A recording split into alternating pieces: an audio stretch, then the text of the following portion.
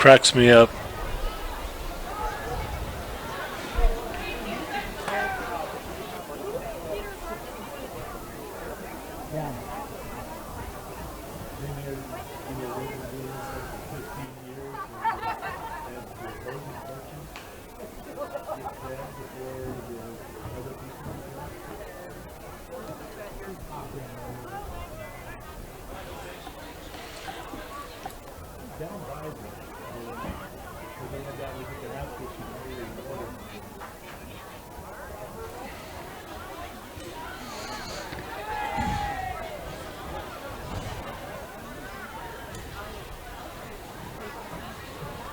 Jeez, Joe.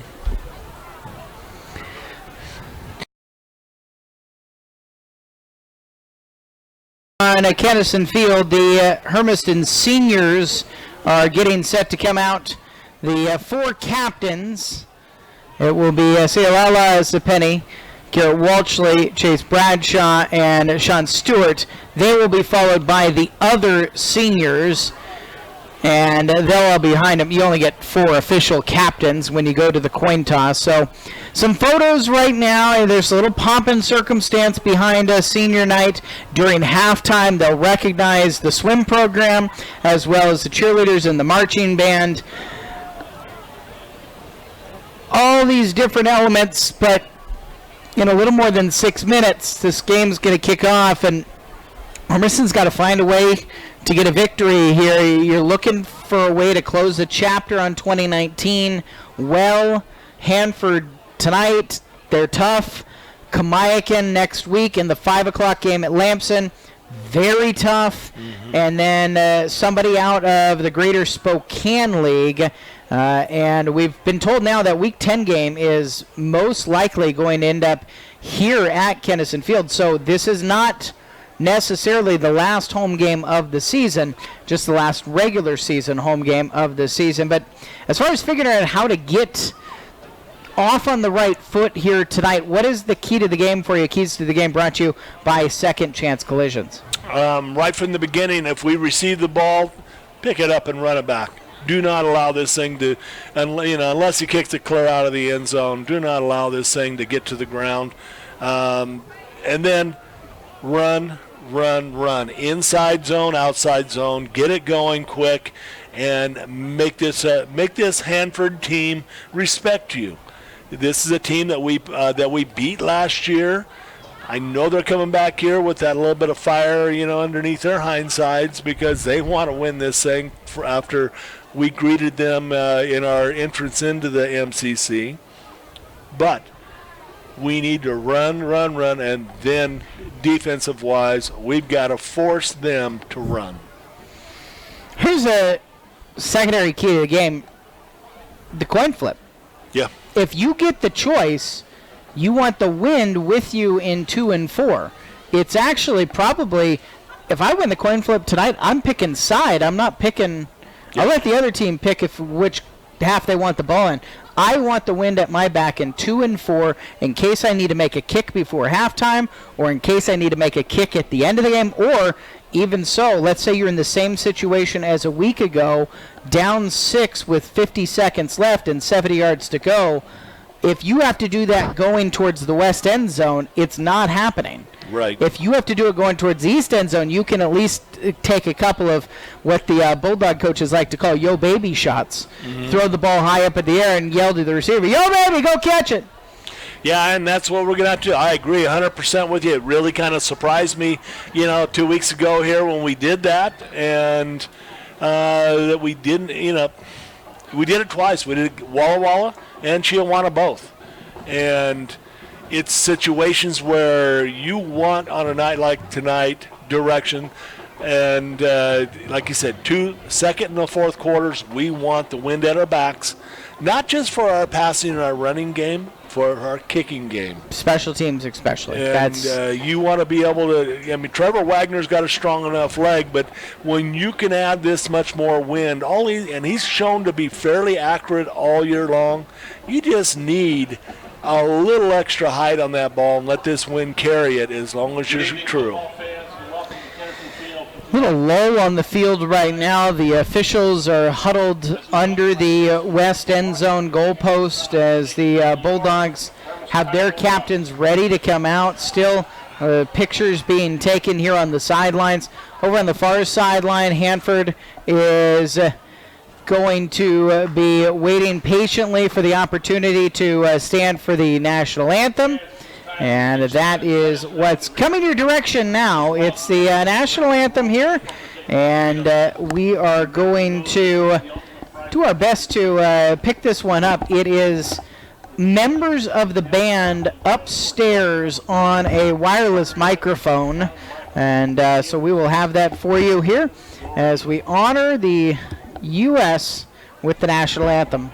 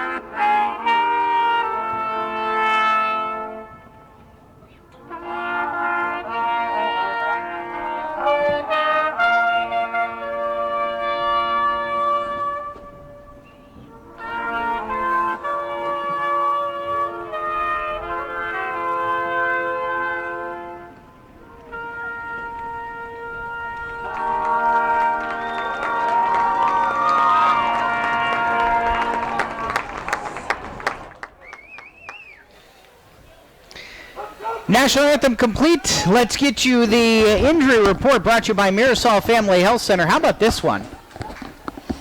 Other than Chase Elliott's season-ending injury, the Bulldogs have a full complement of players. Daniel Faitete might be a little bit banged up from the JV game on Monday, but other than that, everybody is suited that was expected to be suited up.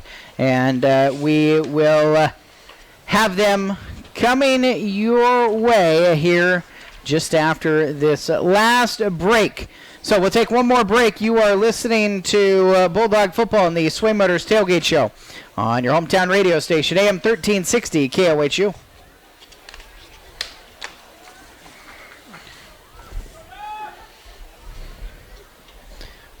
I don't know where she is. I texted her. She didn't answer.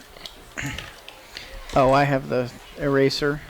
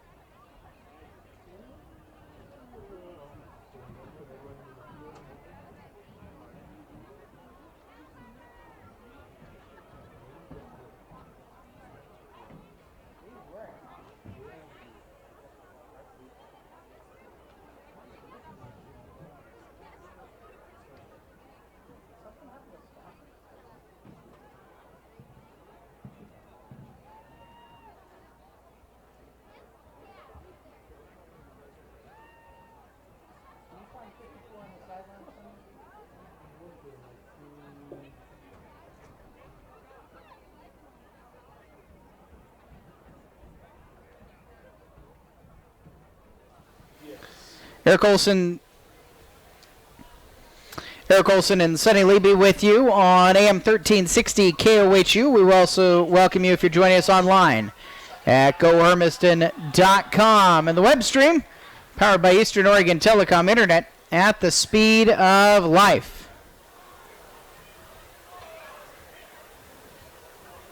We won the toss, deferred? I didn't see it, Eric. I was looking for the one player. All right, well, Hermiston's going to get the ball. They do have the wind. So I think that's what happened. Hermiston won the toss, and they took the direction. So they have the wind with them in the second and the fourth quarters. And Hanford decided that they would take the ball offensively to start the second half of play. So Hermiston's offense is going to be first out on the field here this evening against the Hanford Falcons. And Brett Jay's team coming in with a 4-3 record. 3-3 in the Mid-Columbia Conference. Hermiston 1-6, 1-5 in the MCC. 62 degrees, mostly clear sky. Winds out of the west and southwest. They're swirling a little bit, too. It is not a steady out of the west direction or out of the southwest. It's moving around a little bit, especially down there on the field right now. Kennison Field has become a bit of a wind tunnel. So Hermiston will be going into the wind to start things off this evening.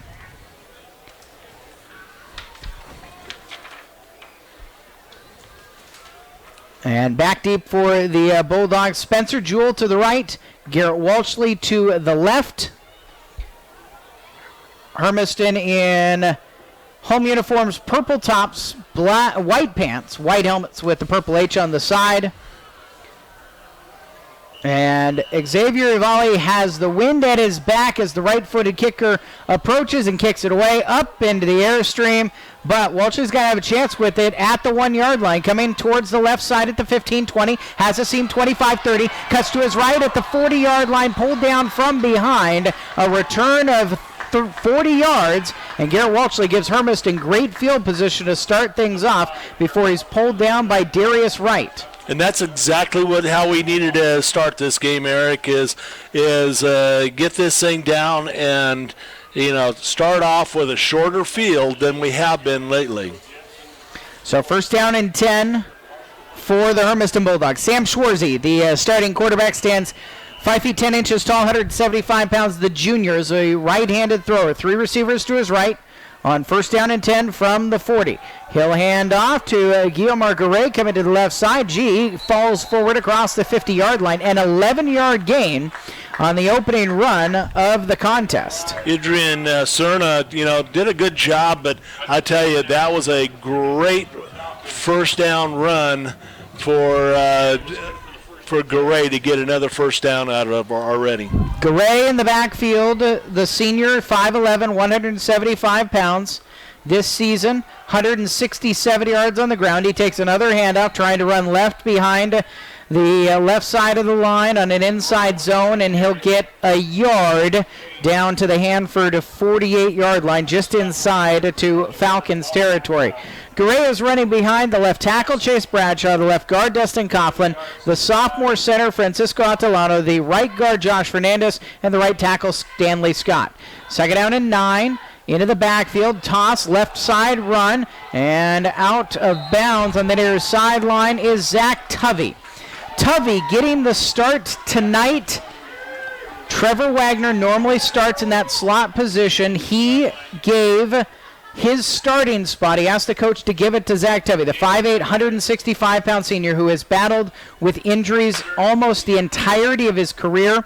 Got into a couple of plays last night, starts here on senior night, and puts together a run of 6 yards.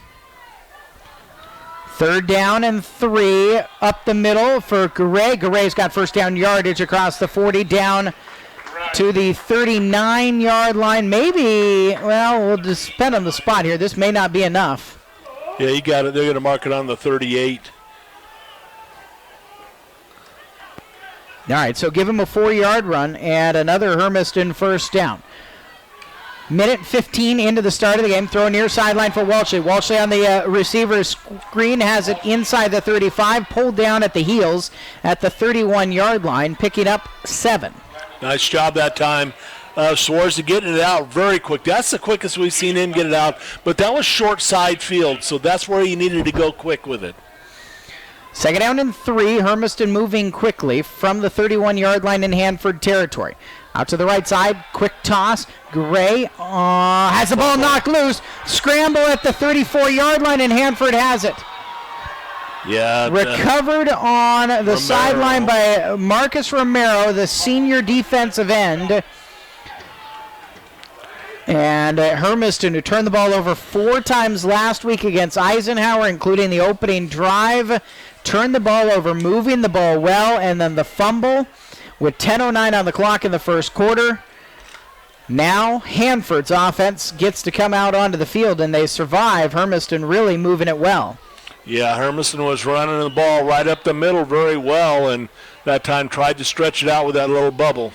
Easton Wise Hyde will hand off. Middle run on the first play from scrimmage for Hanford. And to Kamari Dermis. Dermis, the senior, 5'11", 190 pounds. About 1,000 yards this season, and that's a 70-yard run to open things up. Nice job that time by Wheeler coming up and getting in on that hit real quick, reacting out of his linebacker slot.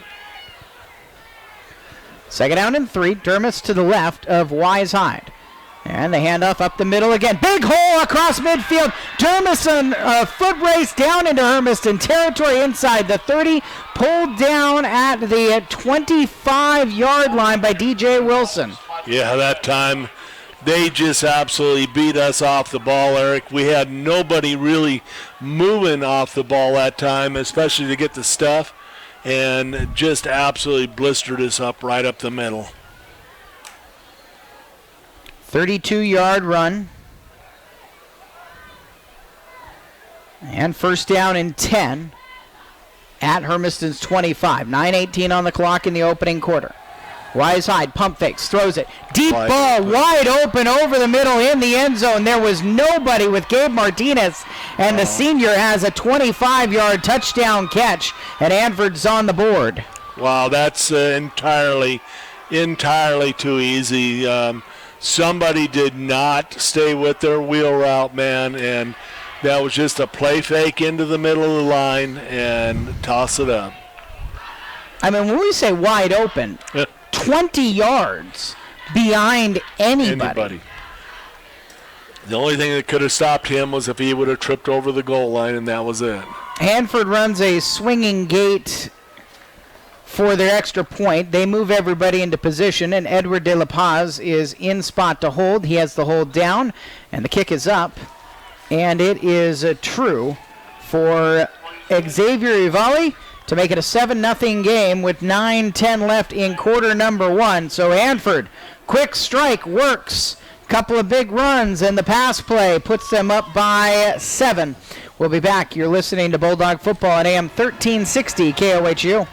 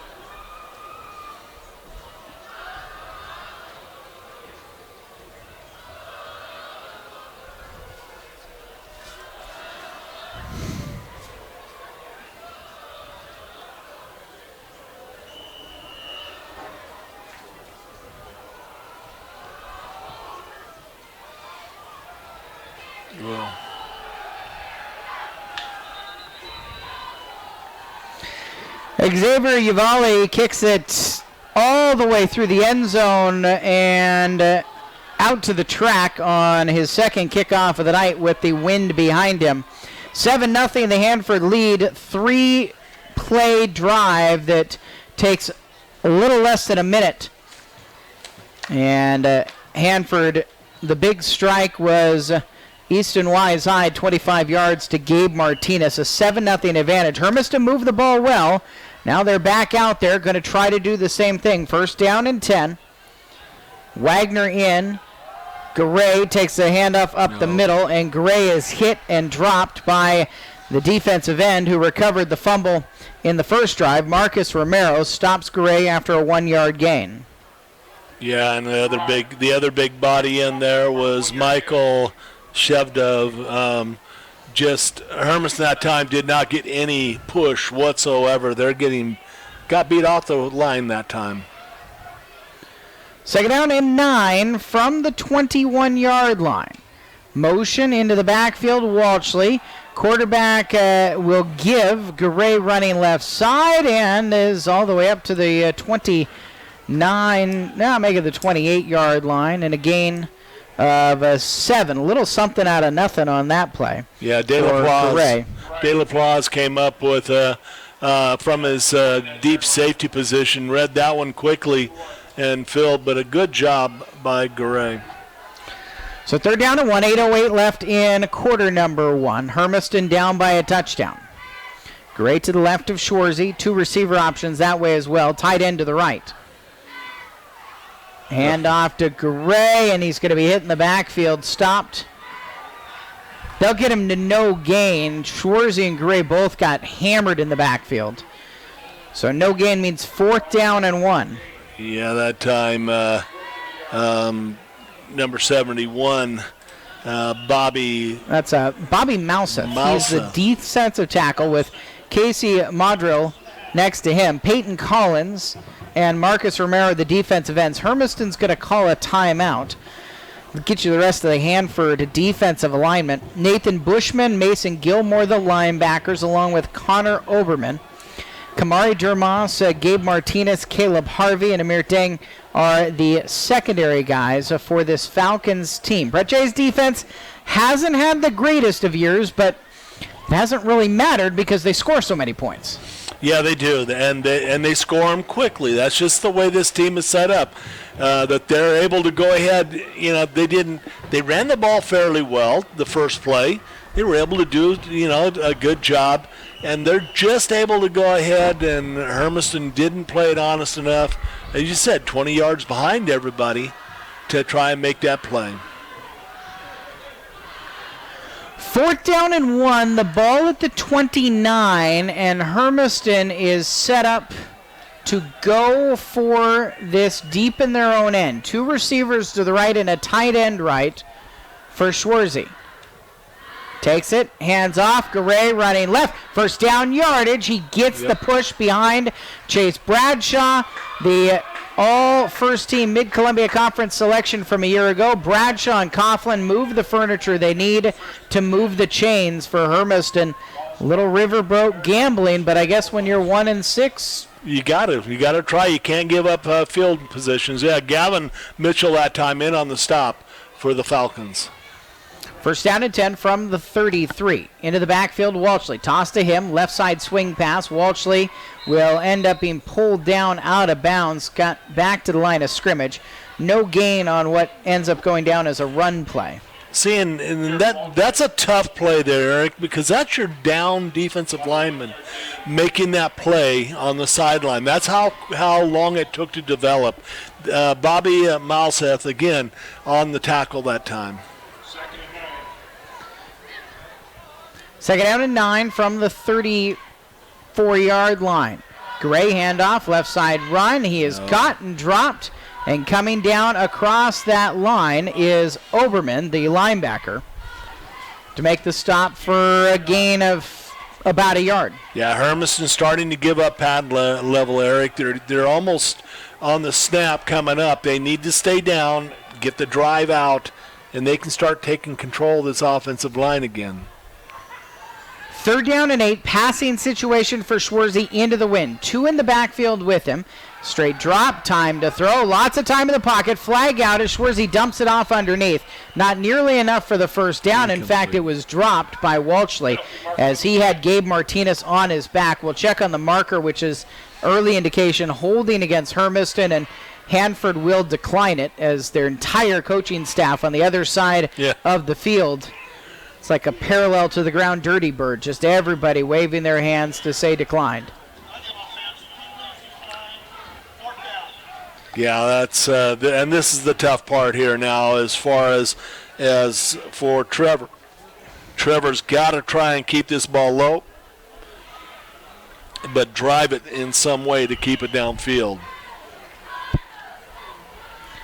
6:36 on the clock. The snap gets to Wagner. He'll kick it up into the wind, and it balloons and slows up and bounces about the 39 and comes backwards and actually ends up being a negative yardage punt before Tyson Stalker was able to get to it at the 32-yard line. Hanford will take over. Wagner, the hard luck loser on that one, has to take a negative yardage punt because it's just into the wind. Another reason why they went for it on that 4th down and 1 deep in their own end, because you just can't move the ball punting it right now. Well, and the fact is it shouldn't have been a negative because we had 3 Hermiston players that ran right by the ball. Handoff up the middle, big run again up the middle for DeMoss, and he's inside the 15-yard line all the way down to the 11.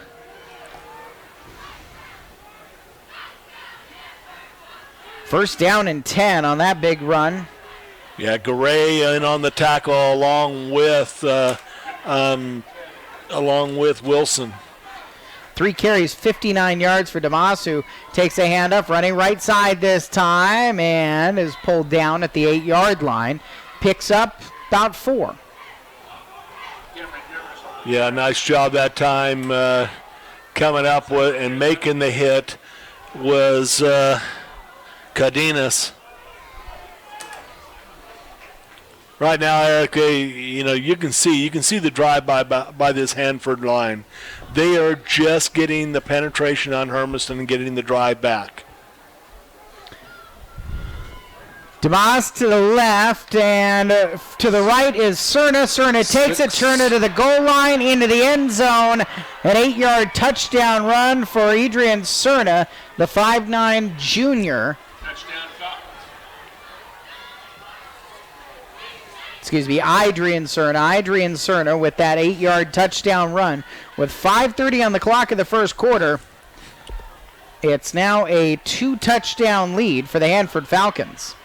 Yeah, that's Derek. We're allowing them to get off the ball cleanly with their offensive line, which is getting a couple of yards. They're going to go for 2, direct snap at De La Paz at the goal line.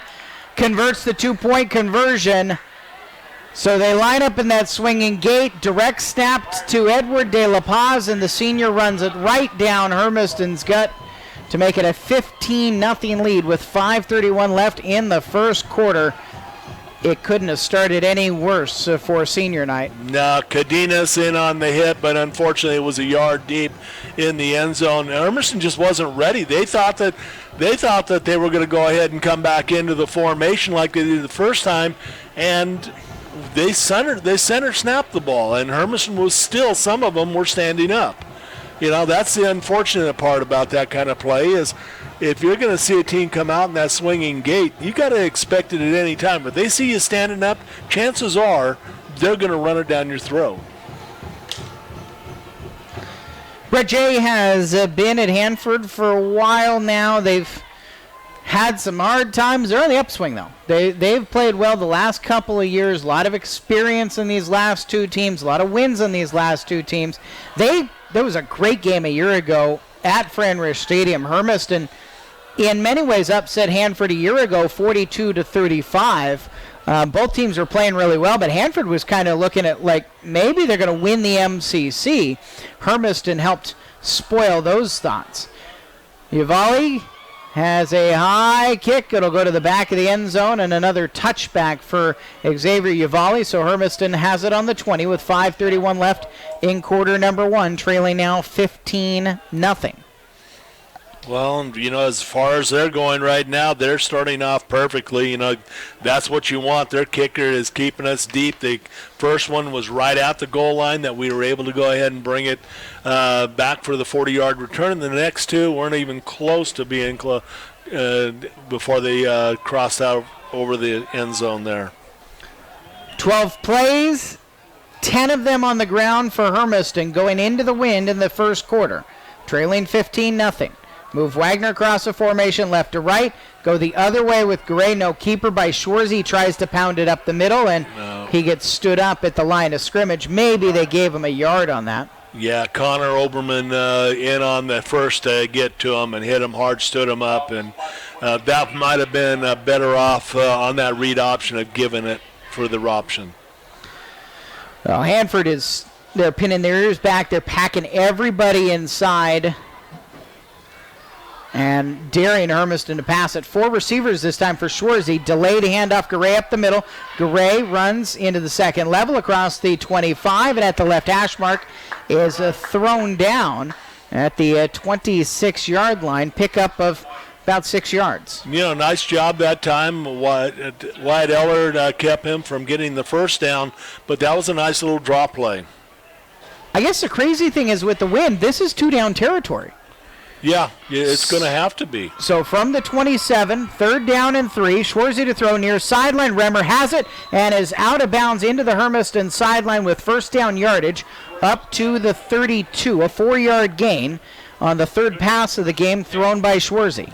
De La Plaza that time was able to go ahead and corral, Remmer before he could get out and going too far. First down and 10. 4:25 left in quarter number 1. Hermiston trailing by 2 scores. Walshley into the backfield, left side, quick throw to him on the near sideline, short side of the field. He's got nowhere to run. In fact, ushered out of bounds at the 31-yard line. Might even lost a yard on that play. Yeah, Cerna just reacted way too quickly. Whenever we're running that play away like that and we've got the one receiver trapped, that linebacker just reacts so quickly. They'll get him back to the line of scrimmage, so 2nd down and 10. Left hash mark set. Hermiston 3 receivers right now. They'll move back into the left side. Handoff Garay up the middle. Garay's got a full head of steam. Spins off of a tackler across the 40. Garay still on his feet, churning his legs across the 45 near midfield. Finally hauled down at the 47-yard line after a 15-yard pickup. That was all Guillermo Garay. Cerna got to him right about the line of scrimmage, maybe a yard gain. And Garay just kept his feet churning and kept going. 10th carry, 50 yards for Guillermo, who had high pass, far sideline, incomplete or out of bounds as a backwards pass. No, they're going to say it was a backwards pass, so it counts as a fumble, and Hermiston loses 6 yards on the play.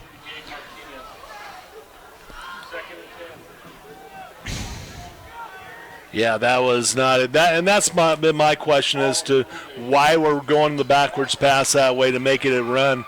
If we're going to throw the ball up, it's got to be down where he can handle it. Jewell was the intended receiver. 2nd down and 16. Back at the 42-yard line. Walshley motions back into the backfield. Fake to him. Screen back to the near side. Garay's got it. Garay. Nice jump cut to the right side across the 45, and he fights his way back to the 46-yard line, just short of the original line of scrimmage. So 3rd down and long for Hermiston. At midfield, this is definitely 4-down territory, and Hermiston wants to go quick. Yeah, Collins. Francisco Atalano is already on top of the ball. Hermiston ready to snap a 3rd down and 12. Collins on the saving tackle that time. Good job by Garay once again.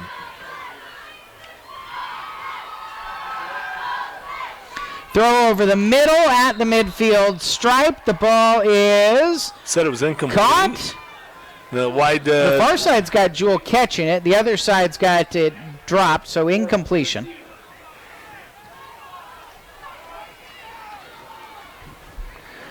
I mean, that was a good job by Caleb Harvey, but it was a better job by Spencer Jewell. I thought he did get the catch, unless it popped out as he is going down, Eric. So 4th down and 12. Hermiston went fast again, but now they check to the sideline and have the plays signaled in. They're not going to punt going into this heavy wind for another 3 minutes and 12 seconds before the end of the first quarter. 15-0 Hanford. Falcons looking for their second 4th down to go. Stop on Hermiston. Fake to Correa, throw near sideline, low, and it's bounced into Remmer. Incomplete and a turnover on downs. Hanford will take over at the 46-yard line in Hermiston territory on the incompletion. Yeah, that time there, Sam just got the ball down low and never did get it up to where anybody had a chance to catch that thing.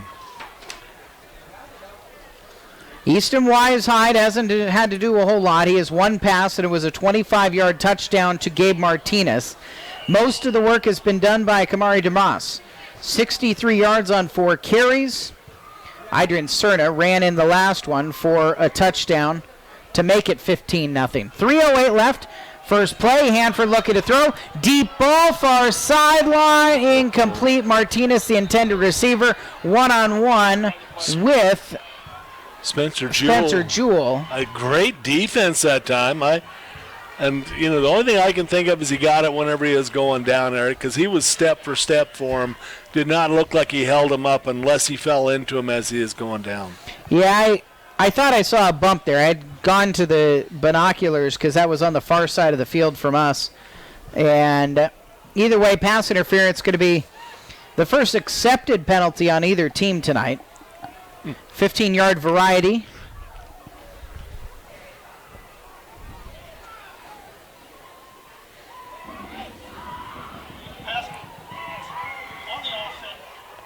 It took quite some time to get that one called in. Yeah. I was thinking I'd been talking for a while. A lot of discussion out there on exactly, what they thought it should have been called, but it was pretty evident. The only thing could have been holding, defensive holding, but it was a pretty clear pass interference if you're going to throw it. Yeah. Down to the 31 is where they move it, 1st down and 10. And that's why I was saying, the only thing to me, he might have grabbed on as he is falling in to his backside there.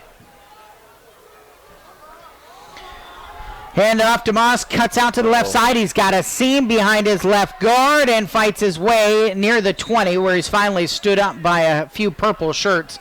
But it's DeMoss with a 10-yard run. Yeah, that time there was Wheeler in on the hit along with McCamey.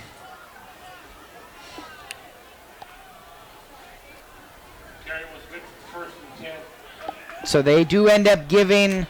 Initially, it looked like kind of the chains are a little slow to move tonight as well. It's a debilitating wind, apparently. 1st down and 10 from the 21.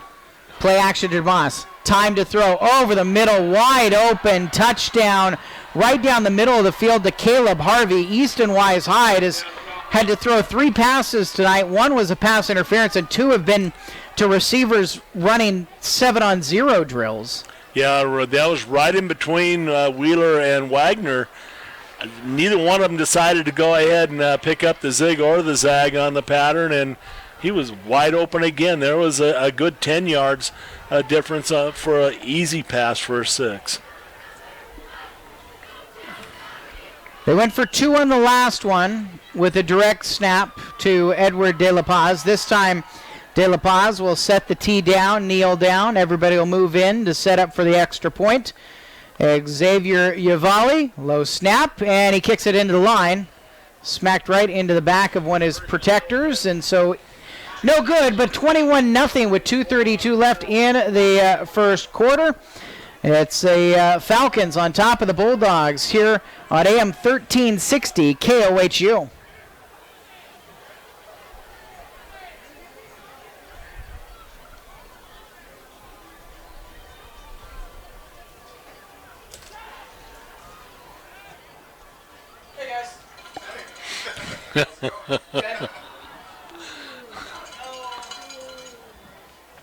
Two doors down, they might have a chair, or you could go grab one of the chairs.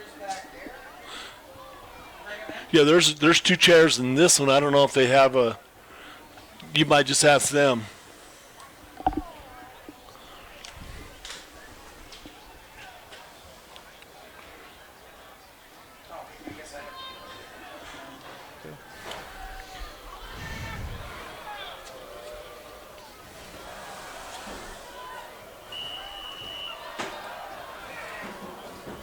You wouldn't.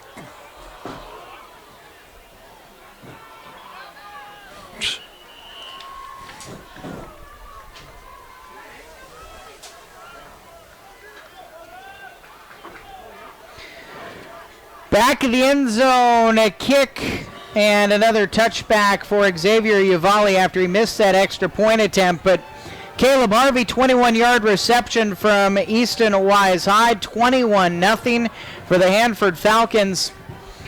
It was always going to be harder going this direction, so Hanford's going to have to do it here soon, but how big of a lead are they going to have built for themselves before they have to contend with Mother Nature? Yeah, and that's the thing. Hermiston has not, they've been able to move the ball, but not consistently now, Eric.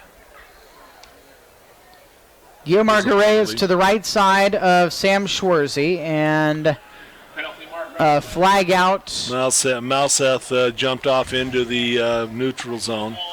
So the offside penalty will be the first 5 yards assessed against Hanford. 2 minutes, 31 seconds left in quarter number 1. 21-0, the Falcons' advantage. But, Eric, we've been talking about it all year long. When you stack, and they've got 10 guys, now 9 guys, moving the 10th guy up in the 5-yard option, that little middle pass should work. First down and 5 at the 25-yard line. Remmer left to right across the formation. Gray coming counter the other direction to the left side outside the numbers, hit and brought down at the 33-yard line. Good job that time by the left side of the line, but even better job again by Garay getting outside before he's hit by Oberman.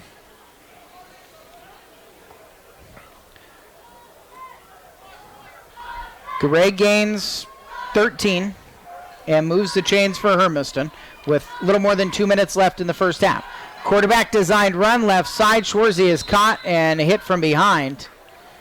He was pulled down by Connor Oberman, who has made tackles on the last 2 plays for Hanford. This one for no gain for Schwarzy. Yeah, from where he's at on his in his second line linebacker there, looks almost like he's spying Sam. And as soon as he saw Sam take off, he was there quickly. 2:05 left in quarter number 1. Schwarzy comes up to the line, barks orders to change protection. 3 receivers bunched to the right, Remmer alone to the left. High snap going to the right side, pulled down and handed off to Garay running right, and he is tumbled down. Penalty flag down. Bobby Mosseth is the one who tackled him after a 1-yard gain. Yeah, I think you're going to get a Hermiston holding on the outside, Eric. Bobby Mosseth. Yes, it was. Penalty marker on the play. Robert Sloan is down below us getting warmed up. Sloan was the quarterback who came in week 1 after Chase Elliott had the broken leg and ligament injuries. We found out later that was what happened to the sophomore starting quarterback. But then Sloan got hurt in the JV game the following Monday. And we missed him for a couple of weeks. Then in a JV game a couple of weeks ago, some extracurriculars, he was thrown out of a game. And so he had to sit for a couple of games. We just haven't been able to see much of him. And wonder if we're warming him up with a purpose or if it's just a bullpen session. Second down and 20 after the penalty, moves it back to the 24. Handoff in the delay to Gray. Not a whole lot there, maybe 3 yards. Yeah, Hanford is just absolutely selling out, Eric. They had Collins in on the hit again where they just stacked it in there and absolutely took full advantage of us. So 3rd down and long with 1:16 left in the first quarter. Hanford's calling their timeout now, their first one of the half, because Brett Jay wants the ball back with whatever time he can get with the wind at his back, knowing that it's tough sledding come second quarter when they switch directions. Yeah, and it's going to be that way, so they're going to want to go ahead and hold Hermiston as much as they can. And talking about a bullpen session, Eric, the World Series game number 3 is going on. Houston is up in the top of the 6th, 4-1 at this point. Ranch and Home scoreboard, we can also tell you after one quarter, Chiawana 7, Kamayakan nothing. Southridge with a 7-0 lead over Moses Lake at Lamson Stadium in non-conference action. Might Southridge find their first win of the 2019 campaign at Lamson tonight against the Moses Lake Chiefs? Out of the timeout for Hanford, Hermiston faces a 3rd down and long from the 27-yard line. Out on the right hash mark. 3 bunched to the right. Now they'll motion Walshley out to the left side. Fake the handoff to Gray. Wide receiver screen on the far sideline, but it's sniffed out pretty quickly. And Pitney, who had the catch, is thrown down after a 6-yard gain back to the original line of scrimmage. Mitchell in on the very quick recognition of that one. Like I said, Eric, that one there, kind of a little bit longer throw that you got to do, and if you do that, your other wide receivers have got to help out the receiver out there and make sure they catch the block, not let him through. Now Pitney went out of bounds, so it stops the clock with 1:05 left in the first quarter. Hermiston's going to go for it, 4th down and 10 from their 33.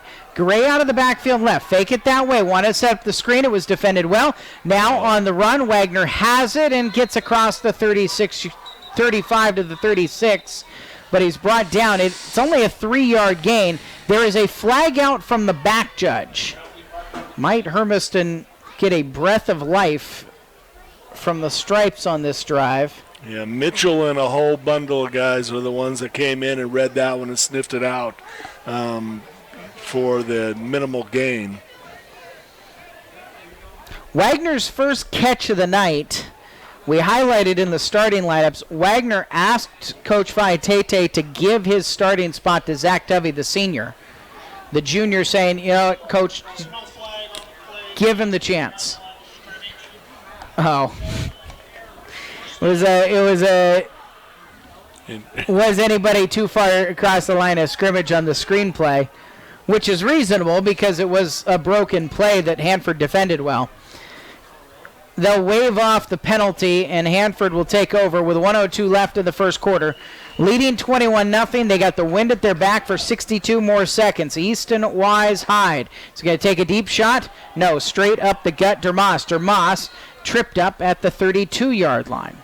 Yeah, that time there is a nice tackle by... Why is the clock stopped? It was stopped there with 51 seconds. The clock's just glitchy right now. Yeah, Stalker that time in on the hit along with Wheeler. Eric, I'm not seeing Arnold out there.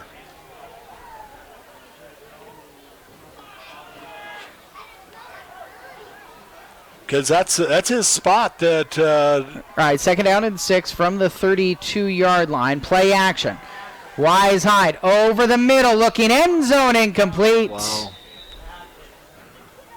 Rimmer on the coverage, but I tell you what, that was a tough play. I do see Arnold on the sidelines, but he is not has not played it all yet, Eric.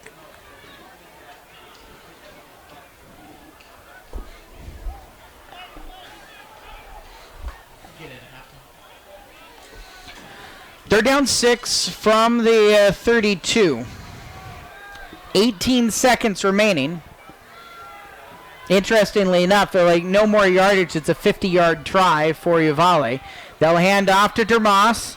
Dermas is taken down at the 27-yard line after a gain of 3. Hit well by Stalker that time. They're starting to get a little bit of read and come in that time a little quicker. So that will bring us to the end of the first quarter. 21-0 the score. Hanford's going to face a 4th down and about 2 when we come back. You're listening to Bulldog Football at AM 1360 KOHU.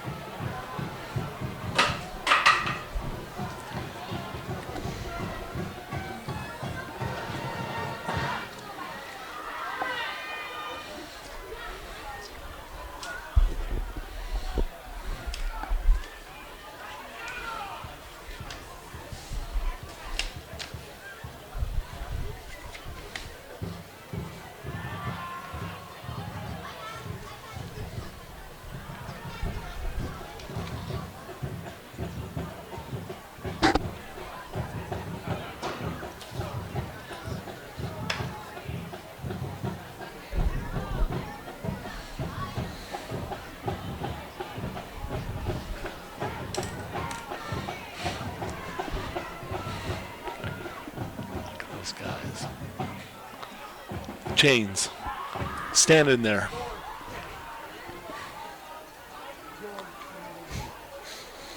Second quarter action at Bulldog Stadium down on Kennison Field. All Hanford in quarter number 1. Hanford and a little Mother Nature help too, because the Falcons have had the wind at their back, literally and figuratively. It'll be a 4th down, and it should be about a 4th down and 2.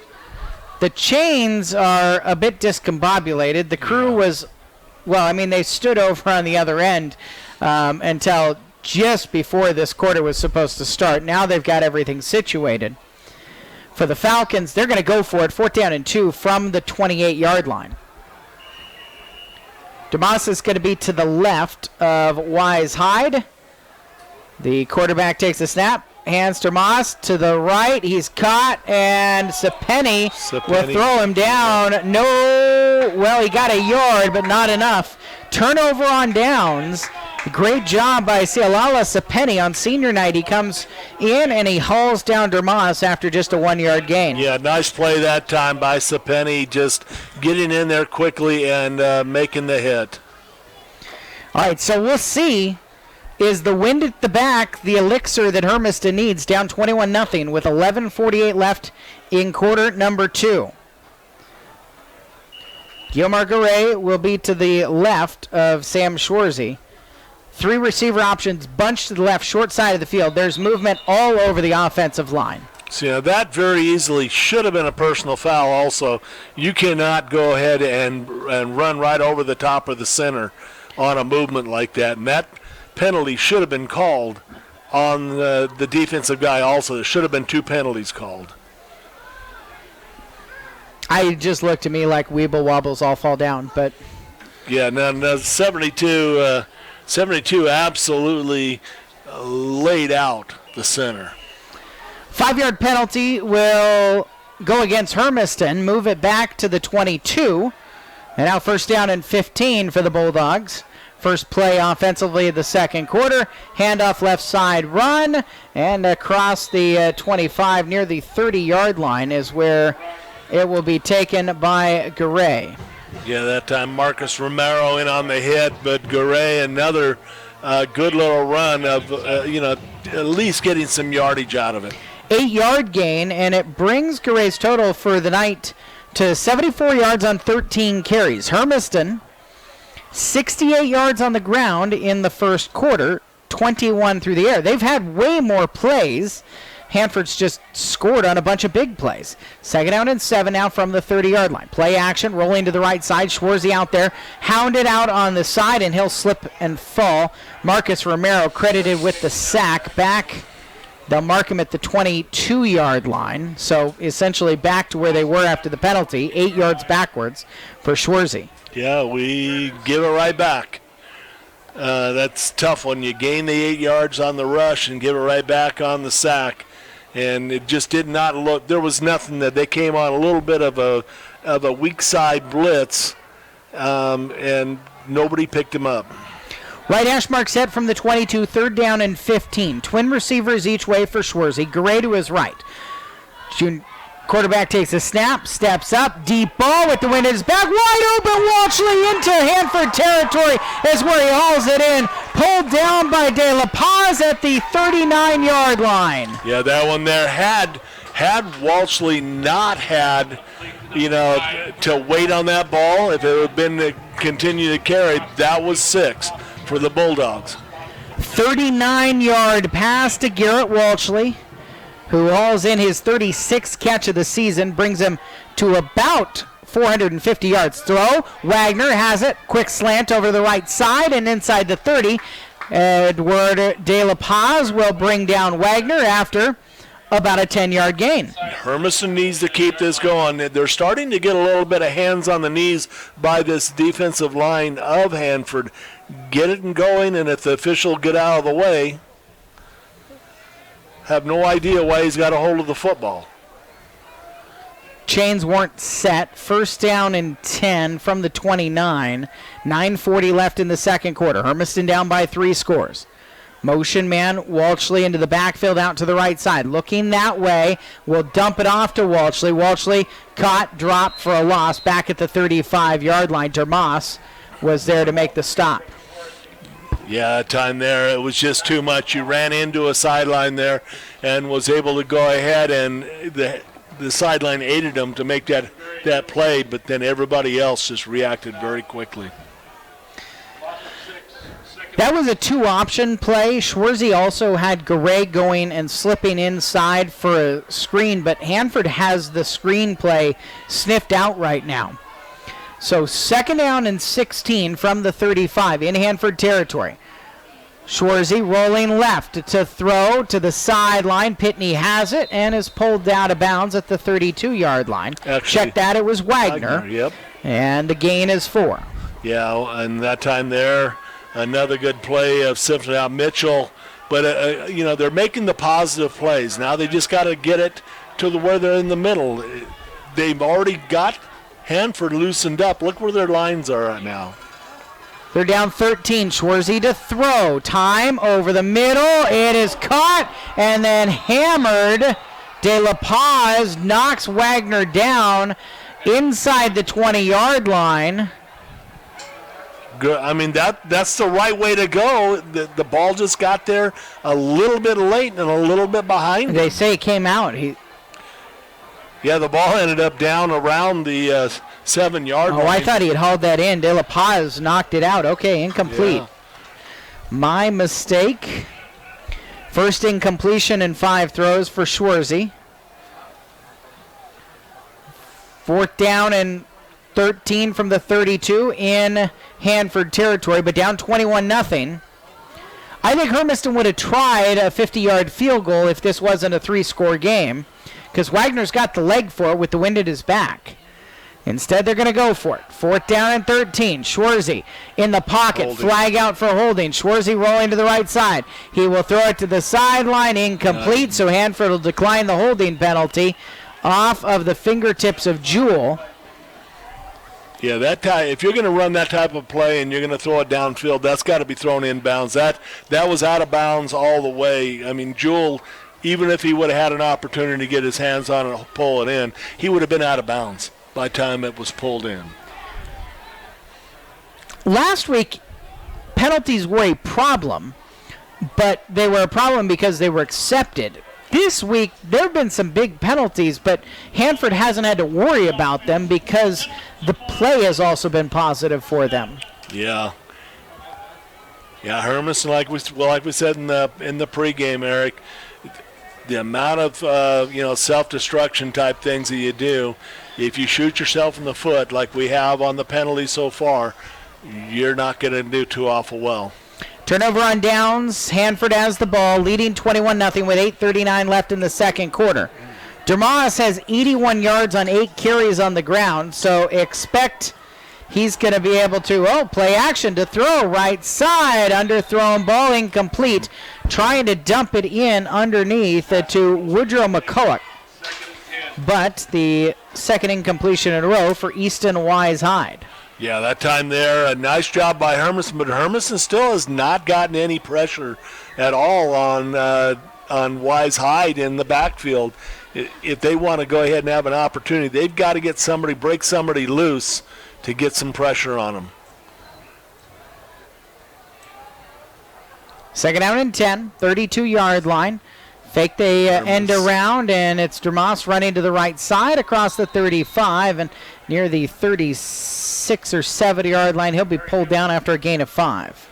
Yeah, that time Sapani and Arnold, who is now in the game, get in on the tackle. So the Falcons will face a 3rd down and 6 from the 36-yard line. You got to expect if Hermiston makes a good defensive play now, Hanford might consider going for it, even though it's in their own end, because their defense has been able to do the job against Hermiston tonight. Wise Hyde slaps his hands together, takes a snap, play action, straight drop, lots of time in the pocket, keeps his feet moving, throws downfield, underthrown, dropped in and out of the hands of junior receiver Jackson Farah. Yeah, back on the coverage that time was Spencer Jewell, but he's still underneath that way. I agree with you. I don't think they're going to punt, because I was watching their punter earlier, in this wind, kicking with the wind, and they are going to punt it, Eric. Go figure that one. We said because Wagner had a punt that got up into the atmosphere and ended up coming backwards and was a negative 1-yard punt. So we will see. Wise Hyde on the kick. Yeah. Watch for the fake. Wise Hyde also has a back behind him who's one of the linemen, Bobby Mosseth.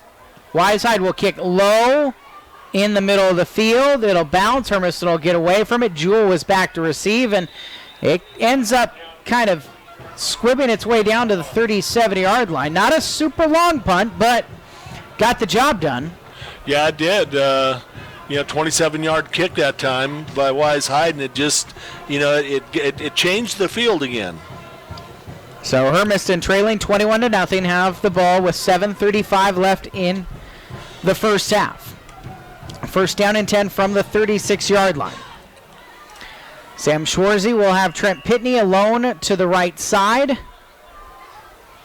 Remmer out to the left, Walshley inside of him. Wagner and Garay in the backfield. Schwarzy, hard count, flag out. Flag out from the umpire, though, so it's against Hermiston. Yep. Offensive line, mistake after mistake. Yeah, and that's, right now, Hanford has just got it rolling. They have got a tremendous push off that defensive line. Garay, they've kind of neutralized Garay a little bit. They've got him down to where at least his gains are, 3-4 yards a pop instead of the 9 to 12. Gray will stand to the right of Schwarzy. Wagner to the left on first down and 15, back at the 31-yard line. Oof. Let's try Wagner up the middle for 2 yards. Mosseth again on the hit. And it's just too hard because we are not getting the push up the middle. The inside zone right now, Eric, is being beat by the linebacker coming up quick. Have not seen Daniel Faiatete. Injury on Monday in the JV game. His brother, the head coach, David Faiatete, fumbled ball in the snap. I think Schwarzy jumped back on top of it. No. Hanford says they have it. It was that should be a penalty. Yep. Penalty out on the far sideline. Yeah, that's going to be unsportsmanlike on 24. Just trying to sort through the actual play itself. It was a snap that Schwarzy had bounce off his hands, come back into the line, and Hermiston picked it up. They're going to wave off the flag. And then is there another penalty coming? No, it was just a fumble, and they blew the play dead. But that still should have been a penalty that counted on the sidelines where the kid absolutely hit him way out of bounds.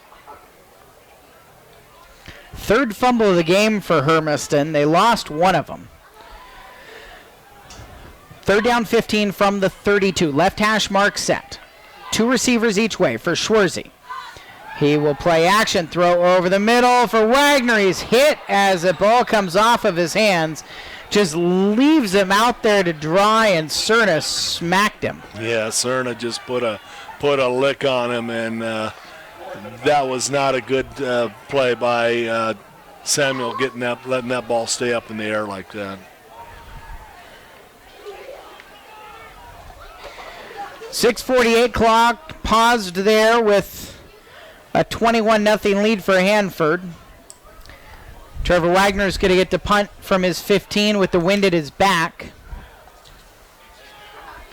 Gabe Martinez to receive. The kick's going over Martinez's head. Bounces at the 25. Martinez backtracking inside the 15. He'll take it at the 8, and Martinez gets by the first man. Now the near sideline. 15 reaches out as he's shoved out of bounds. Around the 19-yard line or so is where he gets that one.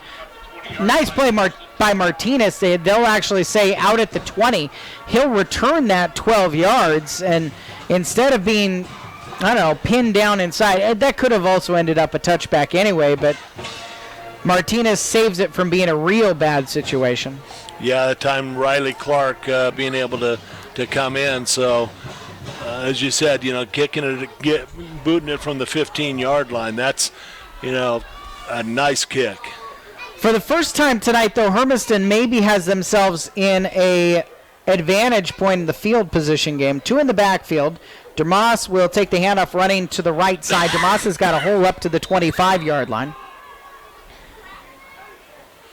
About a 5-yard gain for Kamari Dermas on his 10th carry of the night. A nice job by Ryan Arnold that time, getting a little bit warmed up and seeing what the offense is for the tackle.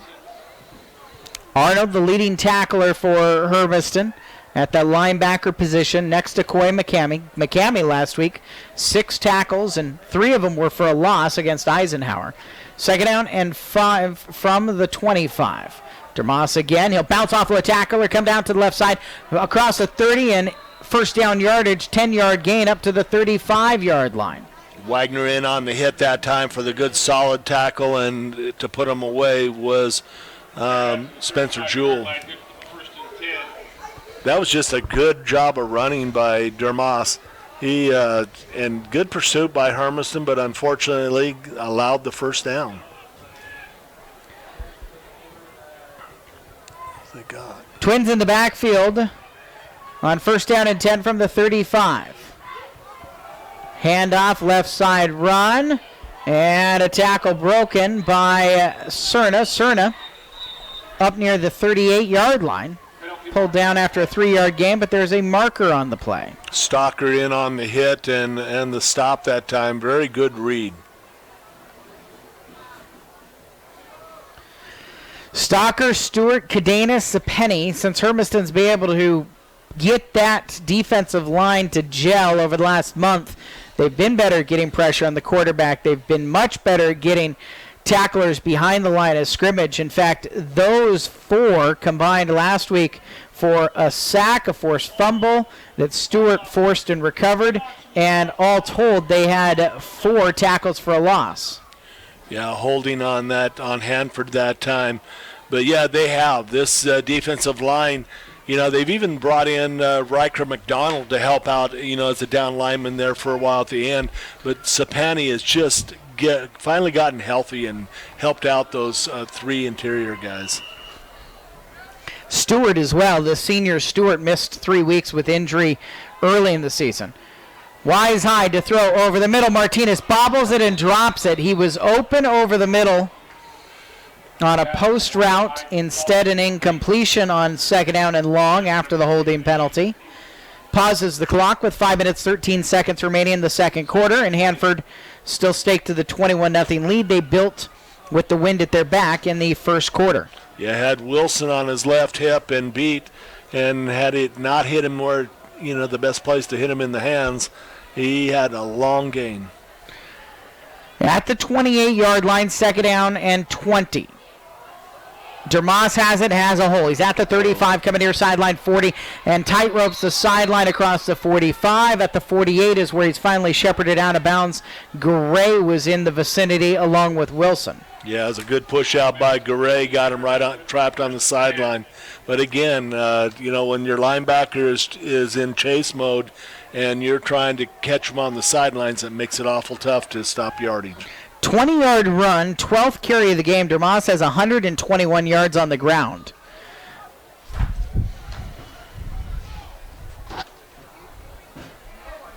First down and 10, just short of the midfield stripe at the 48-yard line. Easton Wise-Hyde. The junior quarterback takes a low snap, play action to throw over the middle, wobbly ball, knocked out, incomplete, trying to get it into the hands of Caleb Harvey, and the defense by Wagner was spectacular. It was a great job. Wagner just put the hit on. That time we actually got the first pressure put on Wise-Hyde by Stewart. Easton Wise-Hyde has not completed a pass in 5. His first 2 passes of the game were touchdowns. Well, he had one that was a pass interference penalty, so that doesn't go against his stats, but 2 for 7. Second down and 10 from the 48. Dermas to the right of Wise-Hyde, and they will check with the sideline over on the far side and change the play. Flag out for a delay of game, and Hanford's going backwards 5 yards. With 5:02 left in the second quarter, and Hermiston trailing Hanford 21-0. There are no play clocks tonight at Kennison Field because during the freshman game that Hanford won handily, one of the play clocks, the one over by the east end zone, got tipped over in the wind, which is no small feat. They've got a wheelbase of 24 inches. They weigh like 100 pounds. The wind blew it over, and it stopped working. One working one doesn't work because that's an unfair advantage for the team that is going the direction of the clock, so there are no play clocks. They're just doing it an old-fashioned way down on the field. Run left side by Dermas, and he will get to the 46-yard line, getting back a little bit of the yardage lost on the penalty. But third down and 12 facing Hanford. Bradshaw getting his first activity on the defense. Eric making the tackle that time for the Dogs.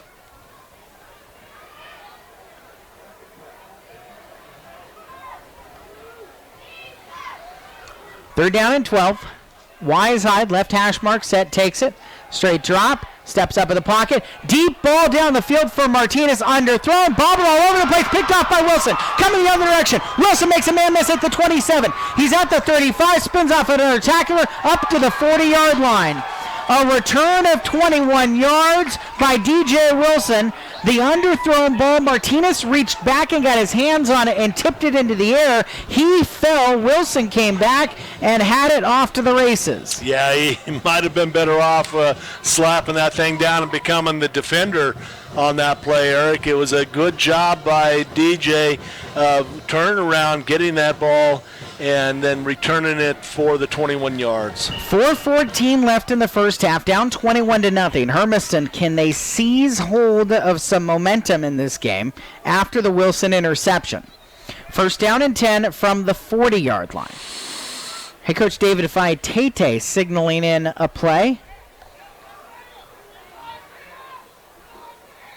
Schwarzy, Garay. Now Garay in the backfield out to the left side. Throw it that way. Tipped pass, they will say incomplete.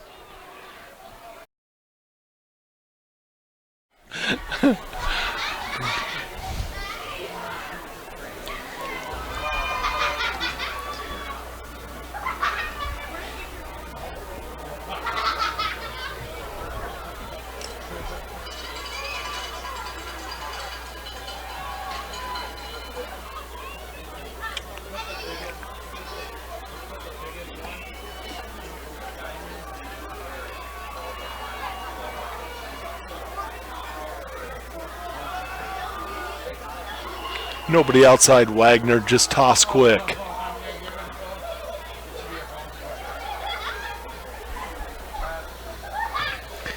Fourth down, goal out of the timeout, play action. Schwarzy rolling right. Schwarzy will throw to the end zone. Touchdown, Bulldogs. Garrett Walshley hauls it in just before running out past the sideline. The 4-yard touchdown pass puts Hermiston on the board with 1:47 left in the first half. Yeah, if we didn't get it there, we also had Wagner Bear on the left side. He was lined up as a tight end over there, Eric, and nobody was even close to him. There was a linebacker deep in the end zone that could not have stopped Trevor. Walshley's 5th catch of the night, and first time in the end zone tonight, 3rd time in the end zone this season for the senior. He has received an offer to continue playing at Pacific University. That was about a month ago. Wagner's kick is up, and it is true. And so, 1:47 left in the second quarter, and Hermiston gets on the board. Hanford's lead is cut to 21-7. It is quite clear that picking the direction that you go after winning the toss was the right way to go for Hermiston, because going east right now is definitely a lot easier. It's really tough to go right to left across the dial right now. Yeah, it is. If you're going to go back towards the west end zone and throw against that wind, you're going to have a really tough time. And going down towards the, with the wind, I was really surprised we did not stretch the field, more on that series, trying to get the ball down and loosen it up a little bit. But it worked out. We've seen some go for it on 4th downs. We've seen a little bit more gambling tonight. What do you think? A little tap up the middle, just a little tappy? Since they know they have their defensive lineman up there, I would look at doing that. A little taparoo for Wagner, or does he want the... he'll kick it in to the back of the end zone. Yeah. I like onside kicks. They're fun. They're more fun than touchbacks. Touchbacks are fun. Well, especially since the whole defensive starting line, was up on the front line of the kickoff team. That would have been one where you just either tap it, like you said, or you look at number 71 and see if he can catch a bullet to the middle of the number 71 on his chest pad. Right, we've seen Wagner, the one where he taps it and rolls it and runs along with it, do it so well.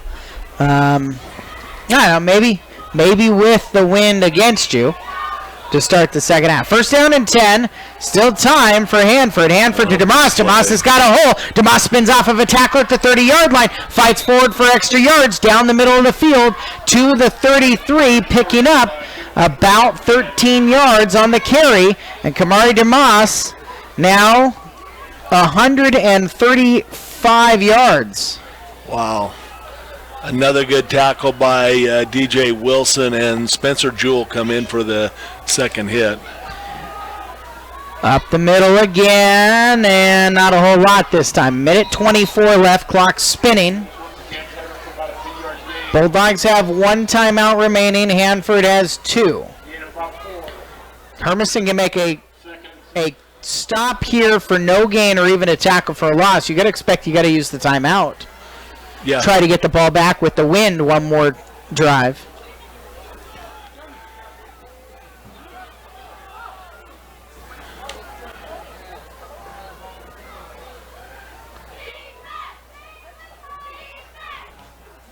Low snap, fake handoff to Dermos up the middle. Dermos bounces to his right off of a tackler inside the 45.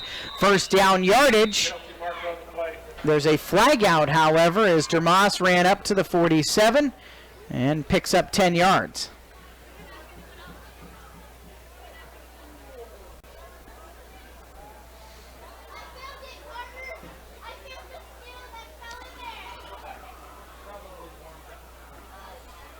Waiting for the signal. Holding against Hanford. Neither of these teams has particularly made life easy on themselves. The holding was at the 40, so Dermos actually got about 3 yards before the penalty flag came out. That was a very good play. Dermas just powers through there. Cadenas carried Cadenas for about 3 extra yards after the hit. Right hash mark set from the 30 for Hanford. 44 seconds remaining in the first half. Their lead is 14. They'll spin the clock on 2nd down and 13 for Hanford. You might wait on this one, try to milk some time.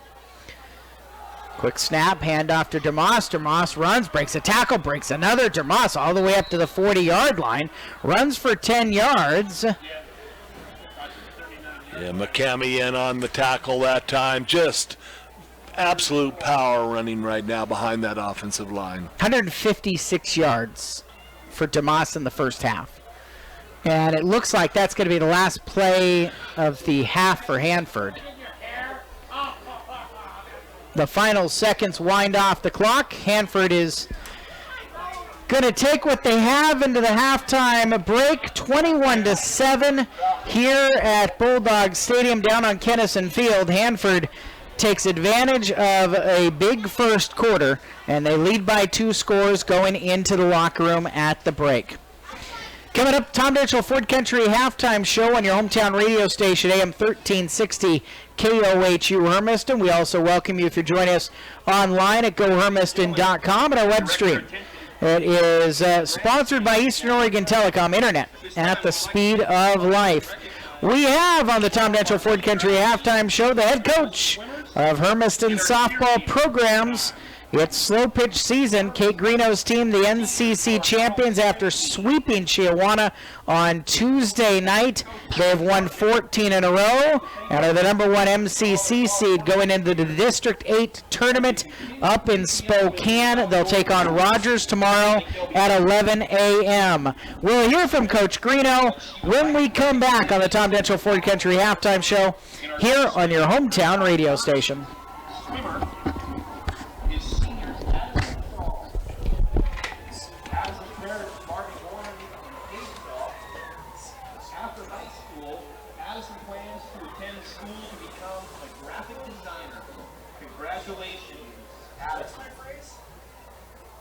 Second senior, Cora Tratini. Cora's parents, Douglas and Tricia, are with her. After high school, she plans to travel the world. Congratulations. And our third senior swimmer, Sally Wooster. Sally's parents, David Wooster and Cindy Navarro. After graduation, she plans to attend a 4-year university degree in criminology and English, and then go to law school. Congratulations, Sally. Now for our cheerleaders. We've got a couple of cheerleaders to recognize. Head coach Kaylee Wise and assistant Cole Ramirez would like to thank our cheerleaders for all their hard work this fall. We've got a couple more ball games to go. We're headed into winter sports as well for many of our cheerleaders. But thank you, girls, for all your hard work. Our first cheerleader, Mackenzie Halbert. Mackenzie's parents, Jack Albert and Jennifer Wiley. After high school, Mackenzie plans to go to college and grad school. And of course, rule the world. You wouldn't expect any less, Mackenzie. Congratulations and good luck to you. And our second senior cheerleader, Lily Warren. Lily's parents, Ruben and Lilia Juarez. After high school, she plans to go to cosmetology school and receive a license for professional makeup. Congratulations, Lily. Congratulations to our swimmers and our cheerleaders and all those senior athletes. Great job, ladies. Congratulations. Enjoy the cool weather out there for the rest of the evening. Get a couple of photos. I'm Bryce. I'm Bryce, by the way. Sunny. I don't want to go eat. You got a little bit of time. You're on tuxedo. Let's go. Oh, man. They always do that to us. Come in here High right school when we marching want them. band, ladies and gentlemen. So they feed the building, program. which is Euroboros. Please welcome but they never come back. High school Bulldog marching band.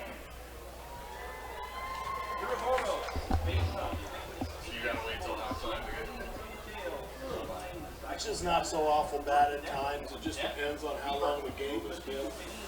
Shows the dichotomy at the end of life, the sorrow knowing that nothing lasts forever, and the bitterness of let it go.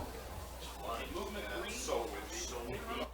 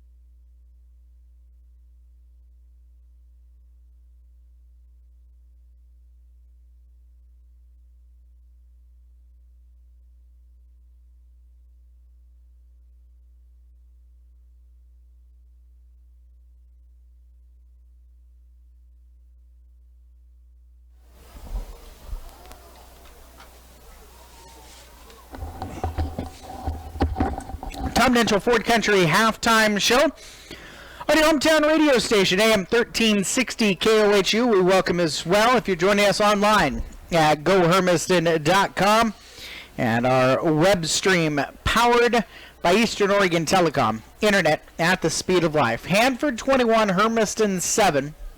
If you're scoring tonight, you're scoring in the east end zone with the very strong wind out of the southwest. It was a bad start. The turnover on the first drive where Hermiston's moving the ball on the ground successfully. Hanford has a big run play. They have a big pass play. They got behind the hole really quickly, Sonny. Yeah, they did, and that's what we didn't want to see. We did not want to see us shooting ourselves in the foot early.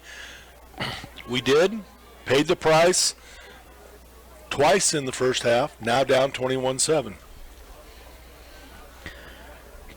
It's definitely impactful, the way that the wind is changing the passing game, because even if you're going with the wind, it's still affecting the ball coming out of the quarterback's hands. So all of that has to be taken into consideration here in the second half. And I think if you're Hermiston, you have to find a way to make this third quarter, the second time Hanford's got the wind with them, not to be punishing. If you give up anything, give up just one, so you have a chance in the fourth with the wind at your back. Yeah, that's exactly right. And what we need to do is make sure that if we're going to change up our defense whatsoever out there, that we come out a little bit and play a little deep zone to make sure that these wide receivers are not getting behind our defensive backs for the easy two wide open touchdowns where, the maximum yardage between the shortest was 10. Take a look at the Ranch and Home scoreboard. Kennewick Lions just got an interception and then a Miles Mowski touchdown run. So their lead is 13-7. Second half action for Kennewick. Pasco trailing Walla Walla at Burlesky Stadium at halftime, 21-7. The scoreline in that one. And a Chiawana Kamayakan 7-7 halftime score as well. All that on the Ranch and Home scoreboard for you this evening. And halftime for Southridge. They're into the second half now, but last update from Southridge, a 7-0 lead for the Suns at the locker room break. Teams heading out of the locker room, so we're going to get you second half action on the other side of this break. It's the Tom Dental Ford Country halftime show on AM 1360 KOHU. Well, what happened to Pasco? Reality? Yeah, they were never that good anyway. You want your hat on your bag or in the garbage can? On the bag is fine. Wasn't a great throw.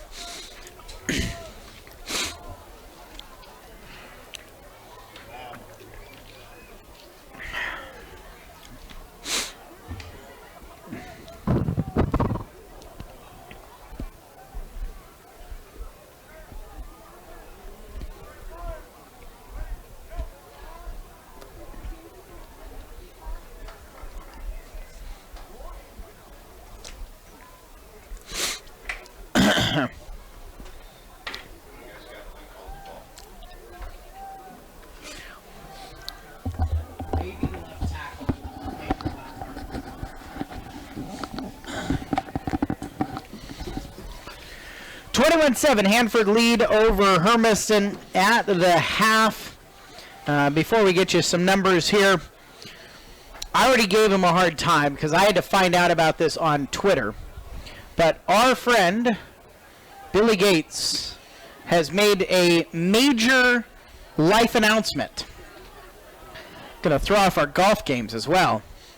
Last day at KATU, where he's been working for the last couple of months, is November 22nd. He and his wife Jessie are moving to Austin, Texas. Oh. And Billy is going to join KXAN News to get closer to his wife's family. So we are losing a honestly a Hall of Famer out of coverage of OSAA sports. And Billy, long time, was the editor of the Hermiston Herald in the sports department. Did some great stuff there. And obviously close to us, helped us out, was a sideline reporter for a year or two. He was my roommate for a few years when he was here with the Herald. So congratulations to Billy and Jesse. I know they've been talking about getting back to Texas for quite some time, and now that's coming to fruition. And what part of Texas did you say? Austin? Austin. Okay. I think deep in the heart of Texas. Yeah, not a bad place. Been there a couple of times. All right, first half stats. Kamar DeMoss has 17 carries, 156 yards. Adriana Serna has 2 carries for 10 yards. 166 yards on the ground for the Hanford Falcons. Easton Wise Hyde has completed 2 of 8 passes for 46 yards, 2 touchdowns, 1 interception. Gabe Martinez and Caleb Harvey each have caught a touchdown pass. The defense in the second quarter did its job. It's been a long time since Wise Hyde has completed a pass. Hermiston offensively, Guiomar Garay, 14 carries, 71 yards to lead Hermiston. After that, Zach Tubby had 6 yards. Trevor Wagner had 9 yards on 2 carries. Garrett Walshley had a yard on a run play. Spencer Jewell had a -6, and Sam Schwarzy has a -7. Schwarzy throwing the ball 170 yards passing. He's thrown the ball 22 times already. Did complete a touchdown, has not thrown an interception.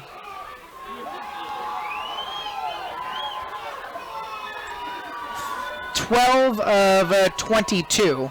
The first half stats, Garrett Walshley caught 5 for 65. Trevor Wagner 3 for 25. Hermiston will kick off to start the second half, trailing 21-7. After Wagner's probably going to have somebody hold the ball on the tee for him.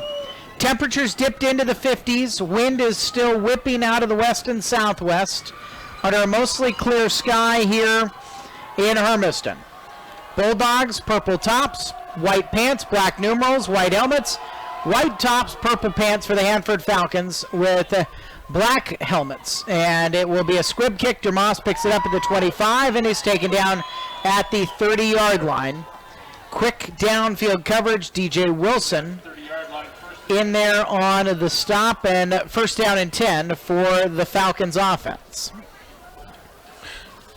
Now Hermiston's just got to, like you said, they got to come up and be very sturdy on defense again. Hanford 9 first downs in the first half. Penalized 8 times in that first half for 54 yards.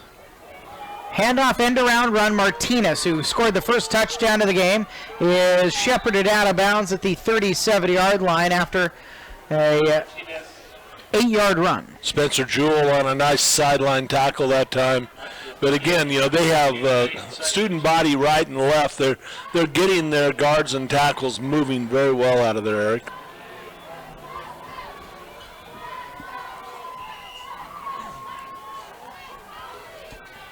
Officials time. Caleb Harvey is sent off the field for this play.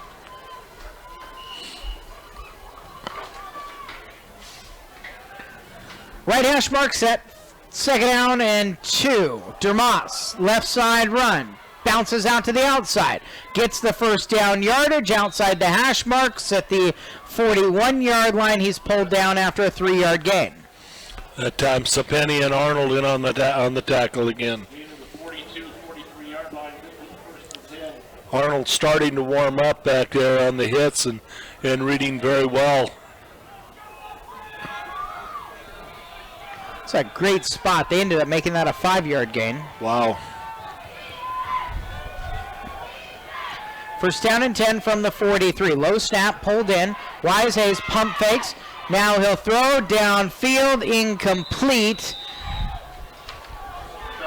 Caleb Harvey was locked up on the play with Wilson, and Hanford pleading for pass interference. But the incompletion will bring up 2nd down and 10. Yeah, I don't know so much about the pass interference. It just looked like it was thrown a little bit too long, maybe a little bit of hand fighting by both players, and you got to let that go if you're going to call it one way or the other. 43-yard line, left hash mark. Sector Moss to the left will take the handoff at a delay. He'll bounce out to the outside and shed a tackler at the 45. Caught and dropped at the 49-yard line after picking up 6. Yeah, good job by Garay that time to get the hit and the stop for the Bulldogs. Game 6, 3rd and 4. A little more than a minute gone in quarter number 3 on the opening drive of the second half. Hanford facing a 3rd down and 4 at the 49, their side of the midfield stripe. Easton Wisehyde takes a low snap, play action, throws left side, open on the side as Farah. Farah has it across the 40 and is shucked out of bounds at the 39-yard line after a 12-yard gain. Gray on the tackle again, but that time it was just too much cushion back there. But you know, you want to force them up underneath instead of letting them get over the top of you by biting too quickly. Only the 3rd completion of the game for Easton Wisehyde. 1st down and 10 at the 40-yard line in Hermiston territory. Low snap, pulled down, throwing over the middle, incomplete. Martinez was the intended target, but it was tipped by Wilson. Pass, falls incomplete, intended for number 23, Gabe Martinez. Nice job by TJ that time, getting his hands up in the passing zone and tipping the ball away. You know, it almost looks like right now, Eric, that you know, Hanford is a little confused at what we're doing because it's taken an awful long time for them to get their plays even called in for the, you know, get it off on time. 2nd and 10 from the 40. Dermos takes a handoff, running behind the left tackle and guard, and gets a couple. Spins down to the 36-yard line, a 4-yard gain. Stewart on the tackle that time for the Bulldogs. Doing a very good job inside that time, but you know, they get that kind of a little rugby scrum block where they just wait and then Dermis takes off wherever the hole feeds off. The back is to the left of the quarterback. Wisehyde takes a snap, keeps it, running left side, out to the edge, gets the 1st down yardage as he is shouldered out of bounds on the far sideline by Wagner after he gets to the 30. And moves the chains.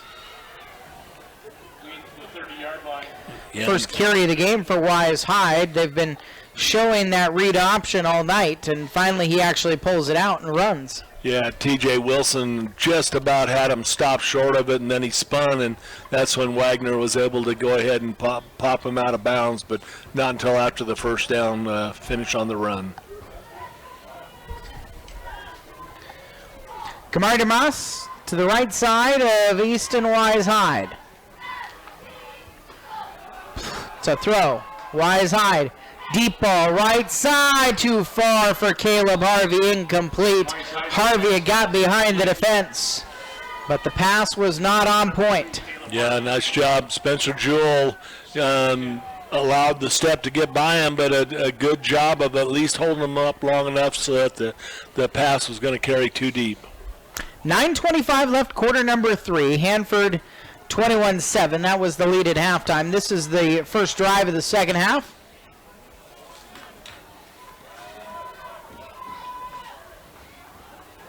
And 2nd down and 10 from the 30 in Hermiston territory. 2 receivers left, 2 receivers right for Wisehyde. Slaps his hands together, takes the snap, hands off to Moss. In the backfield, he is caught and will be dropped for a loss. McCamey finishes off a tackle. First one there was Trevor Wagner. Wagner did a great job getting in on the hit, reading it right away, and McCamey coming in to help mop up. Tackle for no gain. It's the first tackle for a loss of the night for Hermiston. And they did give him a loss on that, didn't they? 1 yard back, 3rd down and 11 at the 31.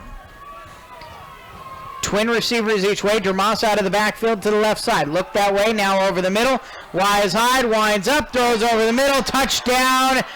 Jackson Farah into the end zone from 31 yards out. Yeah, too much time for the quarterback for Wise Hyde to go ahead and see who was coming open. He also had another receiver coming open in the right side of the end zone, but right down the middle of the pike for Hanford against the Hermiston defense. Look, sometimes if you think long, you think wrong, but there was no problems there for Wise Hyde. He had forever in the pocket and could have made a couple of different decisions. Yeah, he actually could have run him because we were not getting any type of pressure on him, that's for sure. They'll go for 2 and convert another run up the middle on the extra point by Edward De La Paz. And the scoring drive goes 3 minutes and 25 seconds for the Hanford Falcons. Their lead is now 29-7.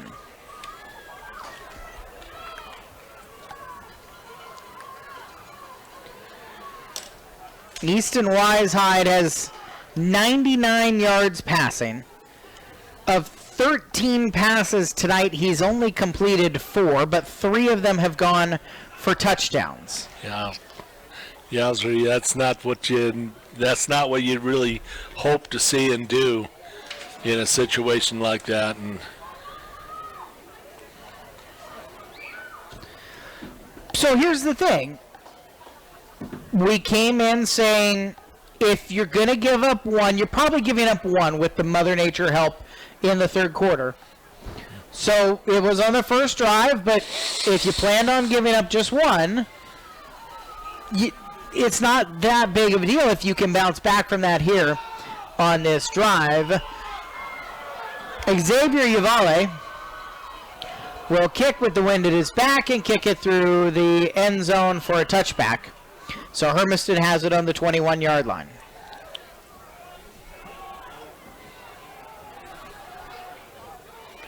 yeah, that's his 4th touchback of the night. We saw that a couple of years ago with our kickers and being able to keep it out of the hands.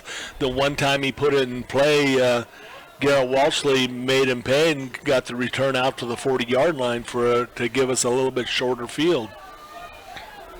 29-7, Hanford lead with 8:35 left in quarter number 3.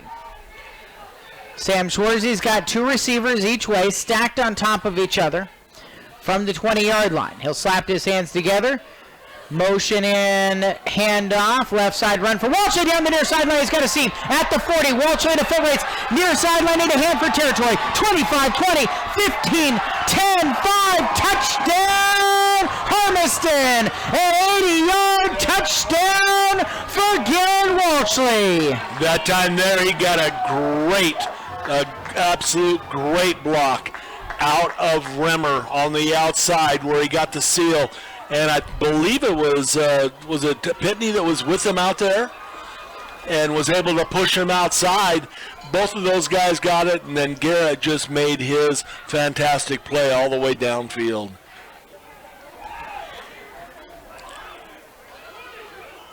It's another one of those quirks of this offense. Walshley is running in front of Schwarzy, and he shovels it forward, so it is officially an 80-yard pass play. Mm-hmm. Now Wagner to add the extra point. Snaps there, kick is up, and it's through.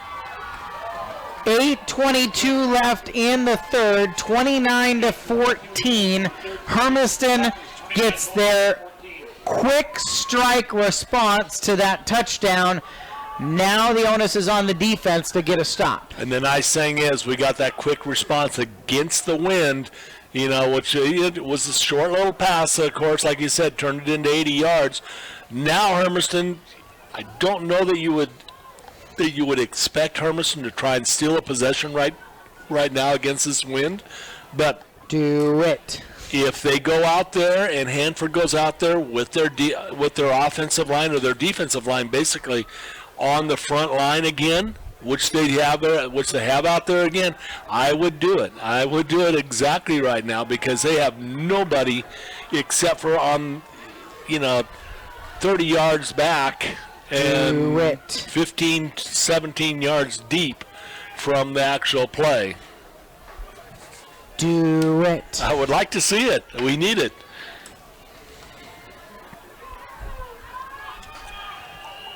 Wagner. Oh, the ball rolls off of the tee again.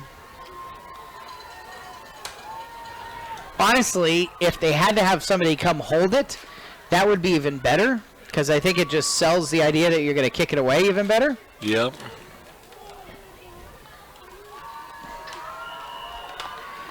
Wagner will kick a squib up the middle. Bounding ball. Take it at the 25-yard line. Oberman's got a seam. Oberman near midfield is wrestled down at the 50-yard line on the nose after a 26-yard return. Yeah, time tackled by Ben Wicks on the return there. So the field position's good with 8:15 left in the third quarter, 29-14 the score line.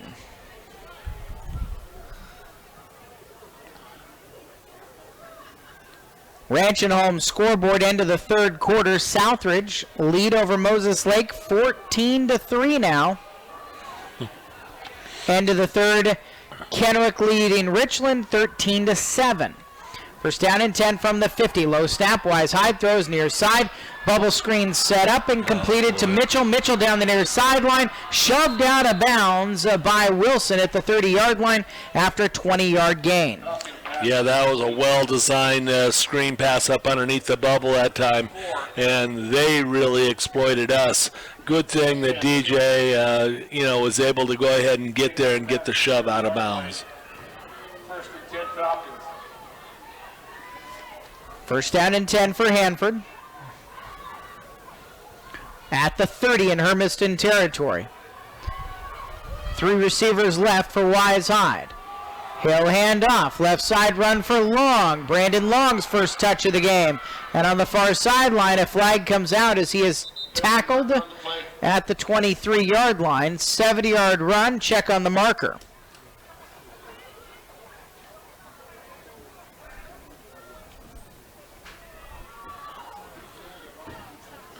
Garay on the tackle that time. I don't know, a lot of discussion again about this play. Oh, clipping. Clipping against Hanford.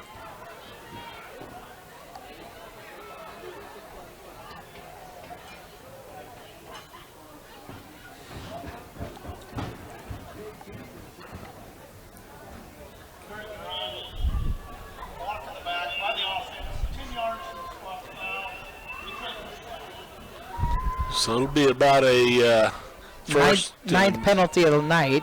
And it'll make it a first and 11. I think it's just 10-yard penalty, right? Yeah, 10 yards from the spot.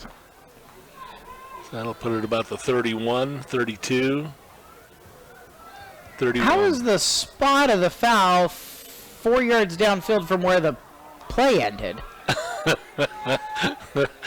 All right, so it's at the 31-yard line. First down and 11. The wind carried that flag, Eric.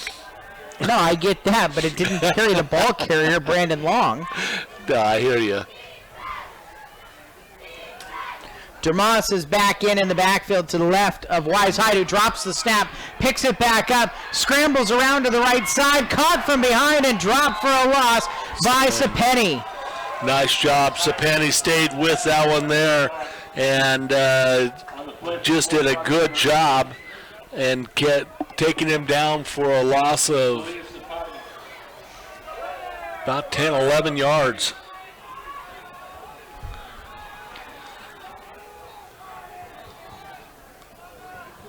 Yeah, they lose 12 on that play.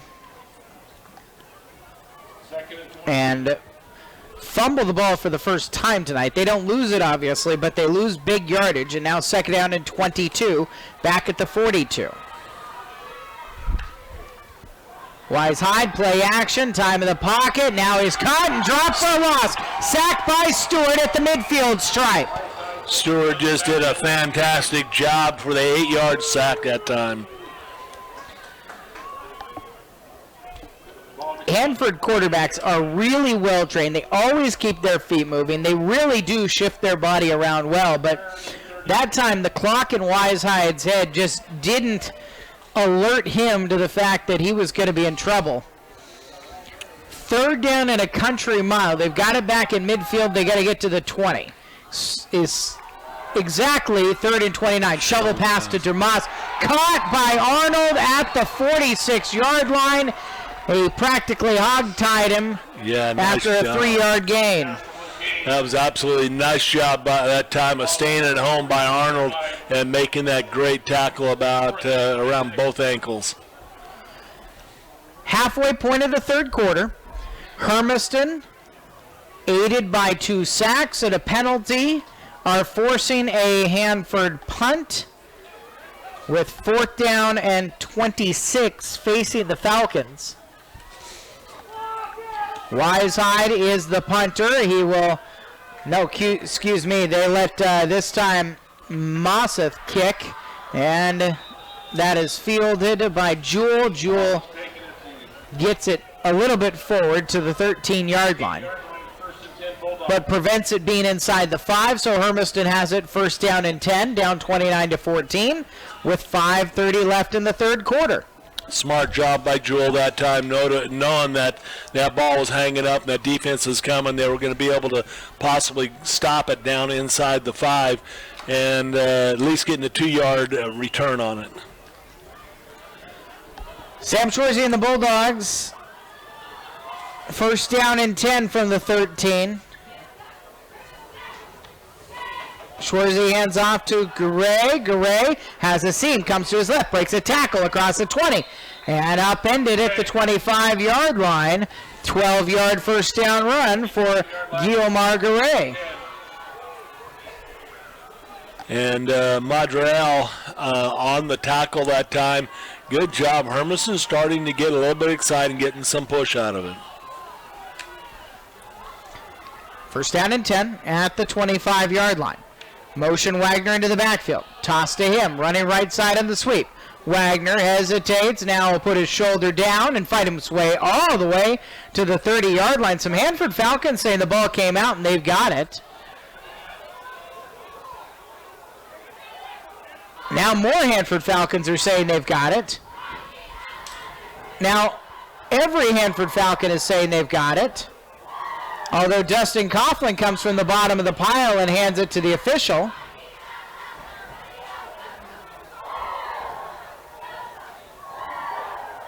The 2 teams are being told to back up with their officials, and they will say it's a fumble recovered by Hanford. And David Ifeatete is out on the other side of the numbers. He's out to the hash marks wanting an explanation. David Ifeatete is out near midfield wanting an explanation.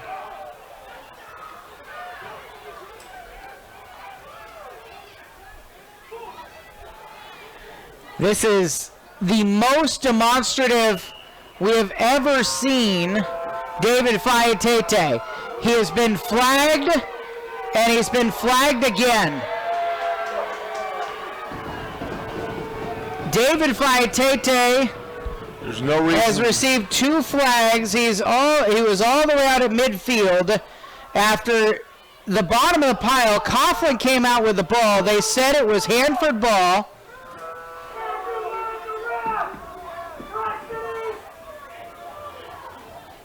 And the head coach of the Hermiston Bulldogs is beside himself, and he's been ejected from the game. You know, you don't see David, get upset like that. It's nuts. Especially, I'm gonna play the baseball thing right now because, You had an official bird-dogging him coming over to the side. And David was working his way back to the sidelines where he was supposed to be. The other official was standing right next to him as he was walking back when that second flag came out. That one there, you can't tell. I'd like to see on the film, but when Dustin came up with the ball, you can't have a team talk the official out of, whoever comes up with a possession of the ball. It's awful hard whenever you have a scrum like that, and usually you have to go ahead. You don't talk about it afterwards about who might have the football. It's who comes out of the pile with the football. Hermiston had a lot of things going their way.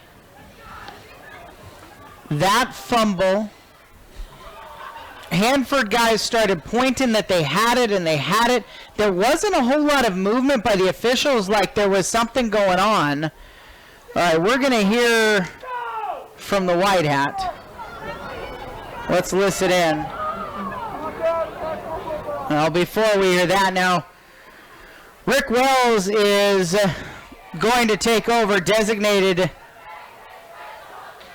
as the coach. Dead ball. Unsportsmanlike. It's head coach of Hermiston.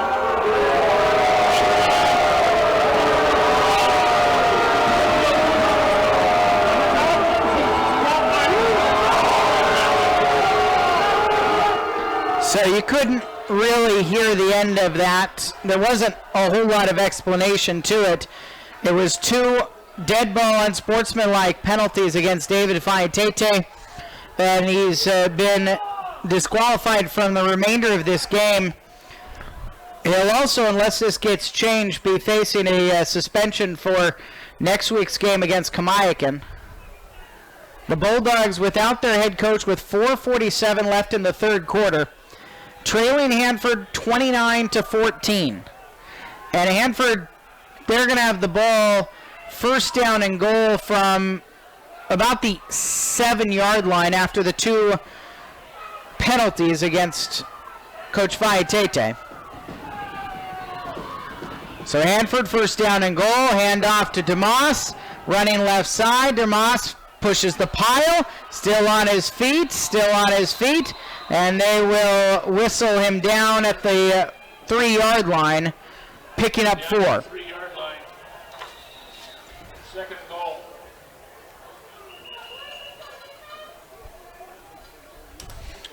Justin Coughlin on the tackle that time. They've made some pretty big changes in there, knowing that they have to get this football back.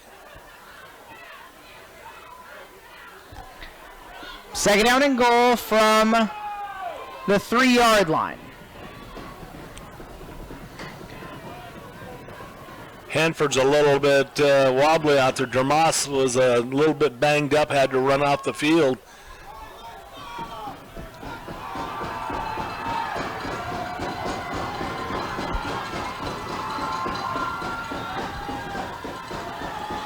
Fake to Cerna. Wisehide keeps it left side inside the pylon. Touchdown. Touchdown Falcons. Yeah, time there. Nobody stayed at home off the play action, read option inside. And Wisehide had a free shot to the left side of the end zone. 4:06 left in the third quarter. And a hush has fallen across Bulldog Stadium. Down on Kennison Field, Hanford on the extra point try. They have run 2 of these. This time Edward De La Paz will bring everybody in for the extra point. Xavier Uvalde has a good snap to work with, kicks it up and through. And 36-14, the Hanford lead with 4:06 left in the third quarter. We'll be back. You're listening to Bulldog Football on AM 1360 KOHU.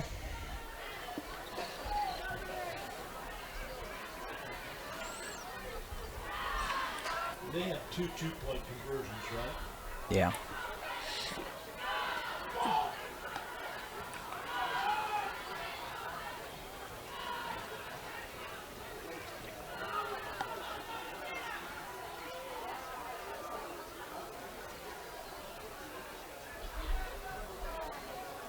Oh, shoot.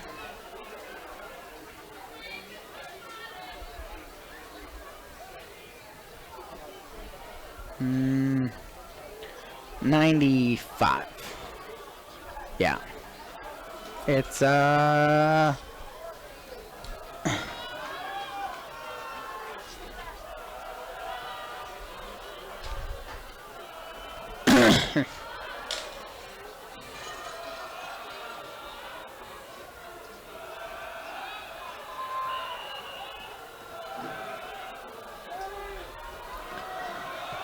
Uvalle's kickoff. This one will carry just 2 yards into the end zone for another touchback for Xavier Uvalle.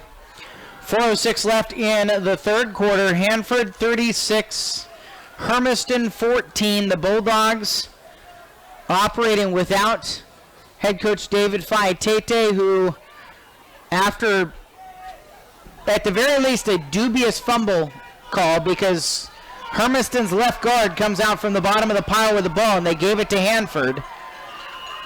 David Faitete protests too much for the white hat. Hermiston now with the possession, first down and 10. Toss, Wagner running right side. Wagner pulled down after a 2-yard gain. Yeah, that time he was pulled down from the backside. Good, very good job of Bobby Mosseth coming in and following that run right down the line. Just got to be able to, now we got to hit a quick score. Second down and 8. From the 23. Schwarzy steps up to the line, changes the protection, and moves Garay to his right. 3 receivers bunch left. Play action, throw it far side. Pitney has it. Pitney pushing himself forward. And Pitney is able to get about 5 yards. Third down and 2 coming up for Hermiston from the 28-yard line. Nice job of Pitney stepping inside and making that juke move to the left to get the extra yard. Third down and 2. Going out to the outside. Keeper and space out on the far sideline for Schwarzy. First down run on the quarterback. Read option. He kept it and ran out of bounds at the 43-yard line over on the far sideline to pick up 14. Fair out there to usher him out. And again, that was a great job of the read option and pulling it back out and taking off outside right. 2:50 left in the third quarter. 36-14 is the score line.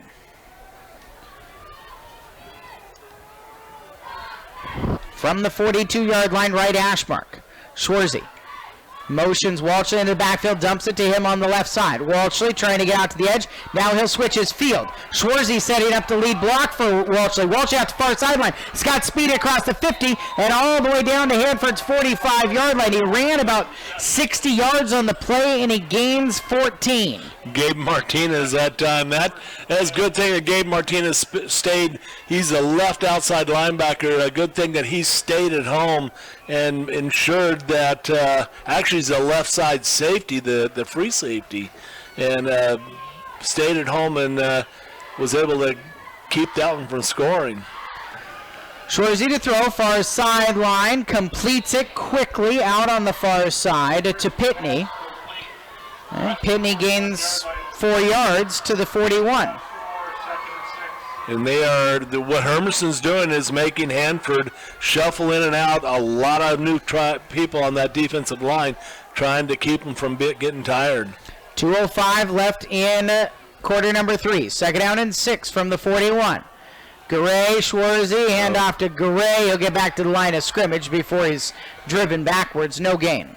Yeah, that time there, Connor Oberman filled the hole very well. That was kind of doomed because they were able to go ahead and block the outside for wherever Garay might have been able to get out, and Oberman filled inside. Third down and 6, right in the middle of the park. Long count. Schwarzy takes it, going to his right, looking to throw, too high, incomplete. Schwarzy's pass falls incomplete. First incompletion in 6 tries. Intended for number 20, Trevor Wagner. 4th and 6. 4th down and 6 at the 41, down 36-14. This is go for it time. Gray to the right of Schwarzy. Takes a snap to throw. Left side underthrown. Diving forward and hauling it in is Walshley at the 35. It's enough for a first down. Nice job that time by Garrett. Coming back just enough and getting both arms up underneath that football to keep it away from the turf. Schwarzy just goes over 200 yards passing tonight on that 7-yard completion to Walshley. First down and 10 from the 35. Left hash mark set. Walshley into the backfield. Fake it to him. Look to screen the other way. It's defended well. He'll throw it down at Garay's feet.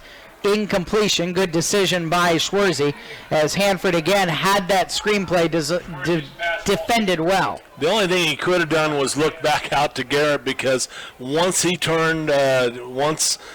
turned and looked up back into Garay, the outside linebacker left, and the last guy out there was Martinez, the free safety. 56 seconds left in the third quarter. Second down and 10 from the 35. Some confusion on the Hermiston sideline on what play they want to call. And now a timeout. Rick Wells is going to call the timeout. And Coach Wells will head on out. Now the rest of the offensive coaching staff, with the exception of Mike Mosier, who's up top, out there. And the signals look like got crossed there. The Bulldogs now operating without their head coach.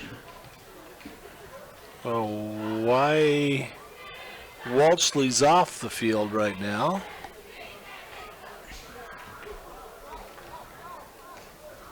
They're going double tights. They got Riker McDonald in on the game, and they got Sapani in, so they are going double tights.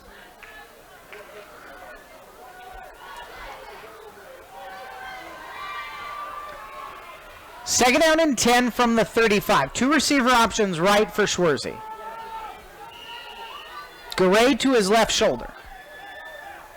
In the shotgun set, the quarterback will motion Remmer right to left in the backfield. Toss it. Left side run. And some space up to the 30. That wasn't Remmer, though. Excuse me. Number 5, Garrett Walshley on the reverse. It was Jewell. It was Jewell, yes.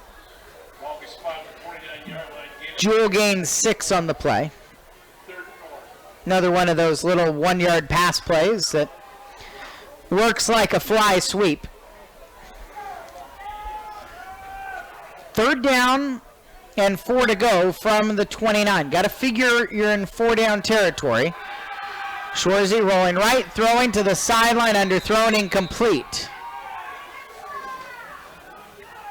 Yeah, hit hard that time and hurried on the play by Gavin Mitchell for the Falcons, and just didn't give, Schwarzy just couldn't get enough on the ball to get it out to the wide receiver out there. With 15.8 seconds left, the clock is paused, but this is likely the last play Hermiston will run into the wind.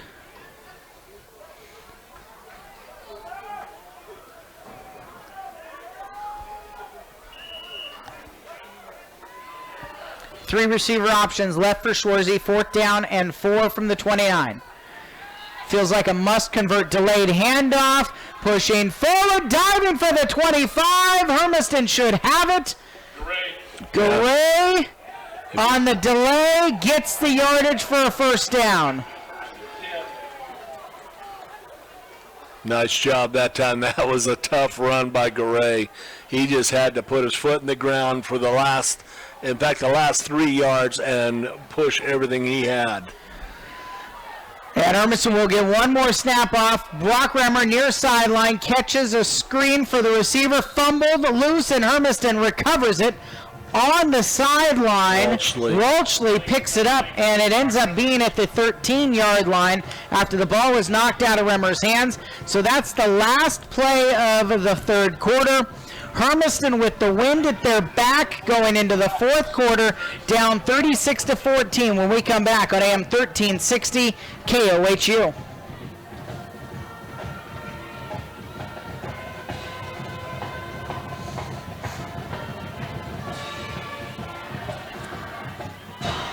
The 5th fumble?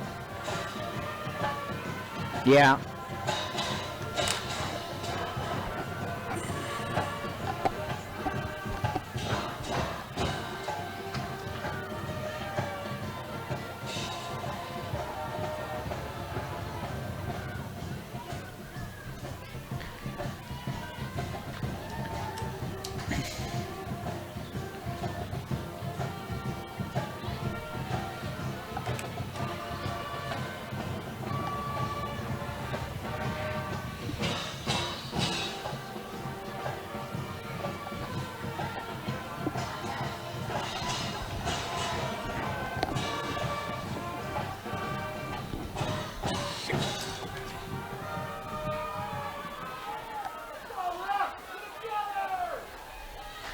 Fourth quarter action. Eric Olson, Sonny Leby with you on AM 1360 KOHU.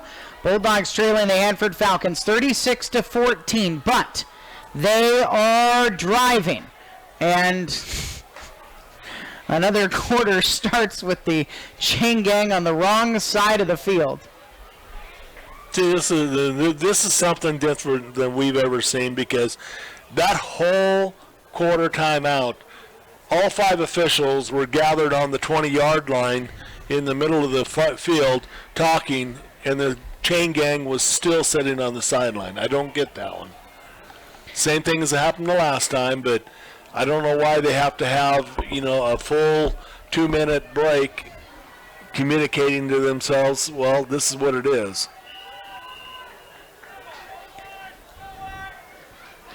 Hermiston has a 2nd down and 3 from the 19. A handoff running left side. No play action towards the end zone. It's incomplete for Remmer. There's a flag out on the play. Yeah, I think you're going to see offensive pass interference that time.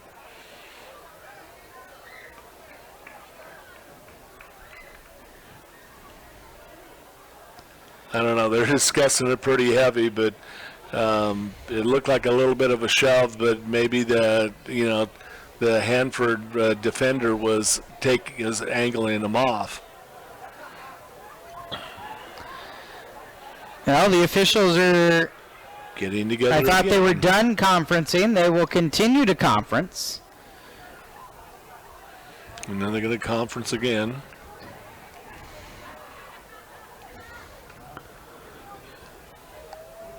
They are going to call it against Hermiston. Well, the double fouls on that play. Pass interference on the defense. Pass interference on the offense. The is offset. Replay 2nd down. Huh? then offsetting pass interference penalties each way. Now, Hermiston's argument is going to be pass interference doesn't offset. No. Is what they're going to try to argue. They're going to try to argue you called defensive first. Whatever the explanation was, Rick Wells said, all right, slapped the white hat on the shoulder and said we'll run our 2nd down and 3 to go play again. Jewell, Walshley, Wagner wide to the right, Remmer alone to the left, Garay to the right of Schwarzy. Schwarzy takes a snap, hands off to Garay. Garay gets a yard, stopped at the 18 though, and stood up. Ball flipped out of Garay's hands, but after the whistle. Yeah, Mosseth on the hit again. Yeah, That's the one thing. If there's any gripe by me about this fishing, just then they let them stand them up way too long before they blow the whistle, especially whenever the forward progress has already been stopped for quite a while. Third down, about 3 to the end zone, wide open in the back corner for the scores, Walshley. 18-yard strike. Garrett Walshley is into the end zone for the third time tonight. Got that one up underneath Gabe Martinez. Walshley kind of lost him out there a little bit, and nice pitch and catch, a quick one. That's what they needed.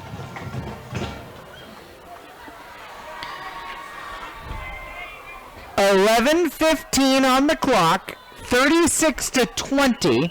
So Hermiston will go for 2. Gray to the right of Schwarzy. 2 receiver options each way. Bulldogs need the 2-point conversion. Play action. Schwarzy rolling right. He'll throw to the end zone, dropped. Walshley almost hauled it in and then dropped it.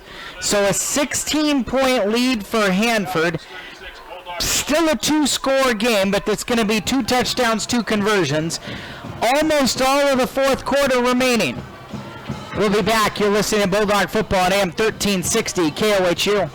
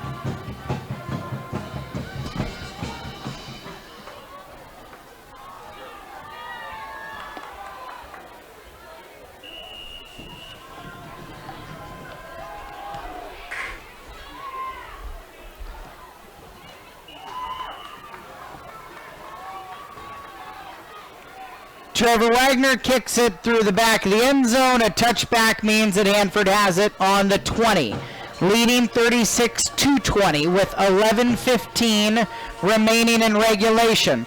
Ranch and Home scoreboard. Chiawana with 1:34 left. Lead Kamiakin 10-7. Kamiakin's got the ball. 5 minutes left. Moses Lake has taken a lead at Lamson Stadium over Southridge, 17-14. Kennewick Richland, they're done. 19-14. Kennewick beats Richland. First down and 10 from the 20. Low snap, picked up and handed off. Big hole and almost 9 yards for Kamari Dermis, who has now run the ball 22 times for 177 yards. Yeah, and you can pretty much expect to see just a steady, diet of him running the ball again. I mean, if they don't, that's kind of nutty, but... Dermis and Adrian Cerna in the backfield to each shoulder of Easton Wise Hyde. Dermis again, right side run. This time he's balled up, tries to change direction, ends up running backwards, losing yards. They will say down, well, the 2 side judges are marking differently. Yeah, and they will say down at the 24-yard line, so it ends up being a loss of 4 yards. Trevor Wagner in there on the hit and the tackle that time. Yeah, Dermis would have been pretty smart just to go ahead and stay where he was at in the bunch tackle that time. He would have ended up with no yards lost whatsoever. All right, now it has gone final. Chiawana holds off Kamiakin and wins 10-7. And that is a final on the Ranch and Home scoreboard. Hanford's going to have to use a timeout with 9:50 left in the fourth quarter. Leading 36-20, they'll use their first. And we'll take it as well on AM 1360 KOHU.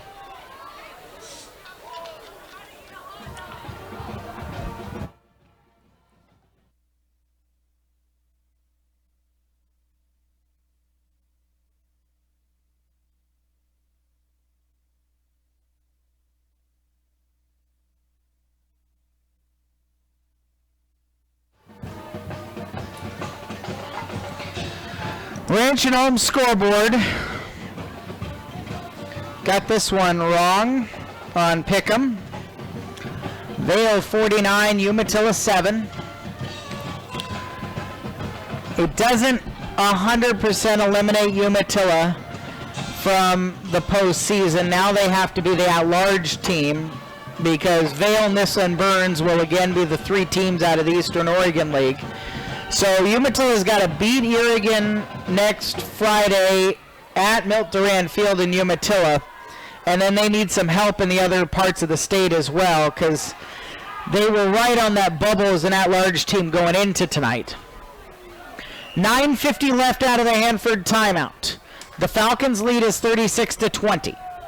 Easton Wise Hyde will empty the backfield, look to throw, deep ball over the top, and he is able to drop it into Caleb Harvey's hands. Harvey is hauled down at the midfield stripe in a one-on-one. He got behind Jewell. Yeah, that was just a lob it up there and see, and it actually ended up being underthrown just a little bit, which, hurt Spencer because he was beaten on the play, but then couldn't find the ball coming back.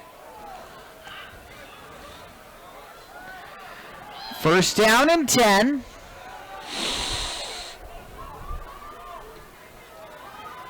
Handoff, sweep play to the near sideline. Mitchell stays on his feet inside the 20. Ball knocked out. Hermiston says they've picked it up. No indication yet. Isaiah Mitchell, the ball carrier, got to the 37, and still no indication. No, it looks like he got it back. Wagner on the tackle, and everybody else came in and tried to pick up that football. Had Coughlin in there, had Bradshaw in there trying to pick that ball up, and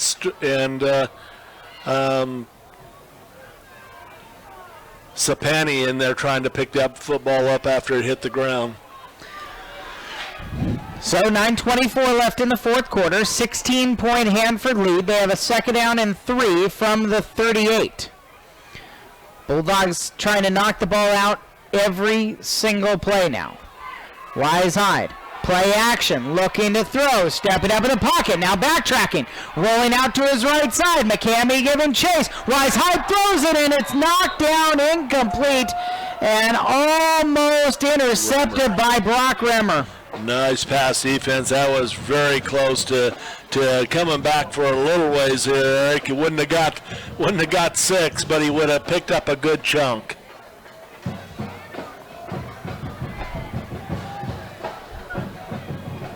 Really surprised me, Eric. I don't know why you do that. Yeah, surprised me. You got a lead. You want to run the clock. Why he even made the fake? He's got a running game that is hard to stop. DeMoss has got 173 yards on the ground tonight. He just picked up 7. Cerna's in the backfield. Cerna will take the handoff running left side, stumbles, keeps his feet, gets the first down yardage into the Hermiston sideline at the 29. Runs for the first down, picking up 9. That time, nice tackle on the sideline by Arnold, but Got to the 29-yard line. yeah, they want it and keep it in bounds. If they're it's kind of odd this way this Hanford team is running their plays right now. If they want Hermiston to go ahead and have to use timeouts, they're not playing a very smart football plan right now. First down and 10 from the 29. Flags out for early movement. They'll stop the play. Ranch and Home scoreboard. Southridge get the lead back, hosting Moses Lake 21-17. Minute 35 left in that one. Southridge looking for their first win of the year. Last update's been a while now, but Walla Walla hosting Pasco, leading 28-21. 5-yard penalty against Hanford. Only their second of the second half. They're about ready to get a delay of game here, Eric. First down 15 from the 34. Cerna, the second man through, takes the handoff, runs up the middle, and gets to the 30-yard line, falls forward to the 31-yard line. Got the 5 yards back. Yeah, that time there, Wheeler on a nice hit inside, and then Bradshaw with the finish off. Second 11. Second down and about 11 to go. Nose of the ball is just touching the white stripe of the 30-yard line in Hermiston territory. Falcons are in game management now. Clock spinning. Easton Wisehyde directing traffic. Second and 11. Hands off to Cerna. Right side run. Cerna has a full head of steam. Bowling balls his way down to the 22-yard line, picking up 8. Yeah, that time there, Stalker came in for the hit, and Third and 3. they are in kind of that mode, Eric, where now they're putting it away a little bit now. They're down in 3, clock spinning, 7:40 left in regulation, 16-point Hanford lead. Cerna to the left of Wisehyde. Cerna, handoff up the middle. Cerna breaks a tackle and he runs into the second level 5. End zone touchdown. Second one of the night for Adrian Cerna. A 19-yard run. Broke 3 tackles, hitting everybody out there, and unfortunately could not stop him from getting in. 7:24 left. It's been a wild game, to say the least. So there's a lot of time left on the clock, but this one, if it's not the straw that does the damage to the camel's back, it's getting pretty close. Xavier Valle's extra point is up and through. 43-20 with 7:24 left in the fourth quarter. We'll take a break on AM 1360 KOHU.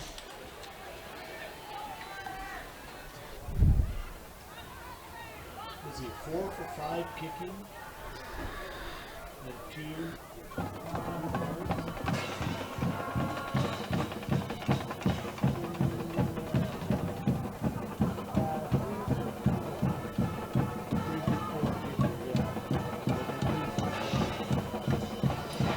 Okay.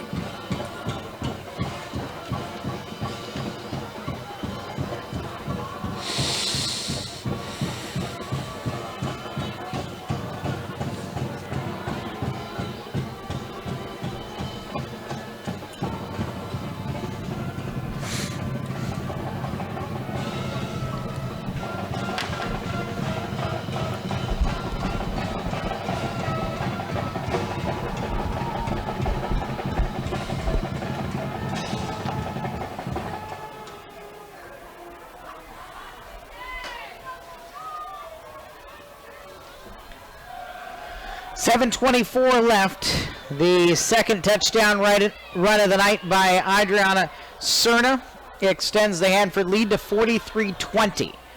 The kick is a squibber taken by Remmer at the 21. Coming near sideline, he'll stop, try to go to his left, and gets across the 30. 31-yard line is where Hermiston will have it. Excuse me, that was Nathan Wheeler.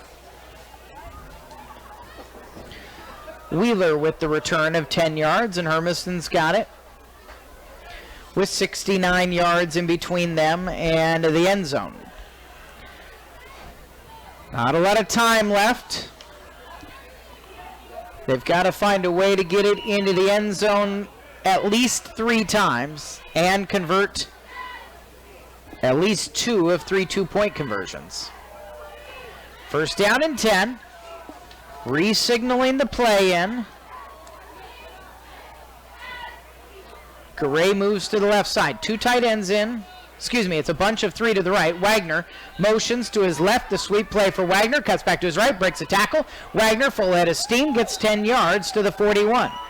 Nice job that time with forcing Martinez, Gabe Martinez, to come up from his outside linebacker position to make that tackle. Nice job by Wagner. Wagner, it's his 5th reception of the night. First down and 10 from the 41.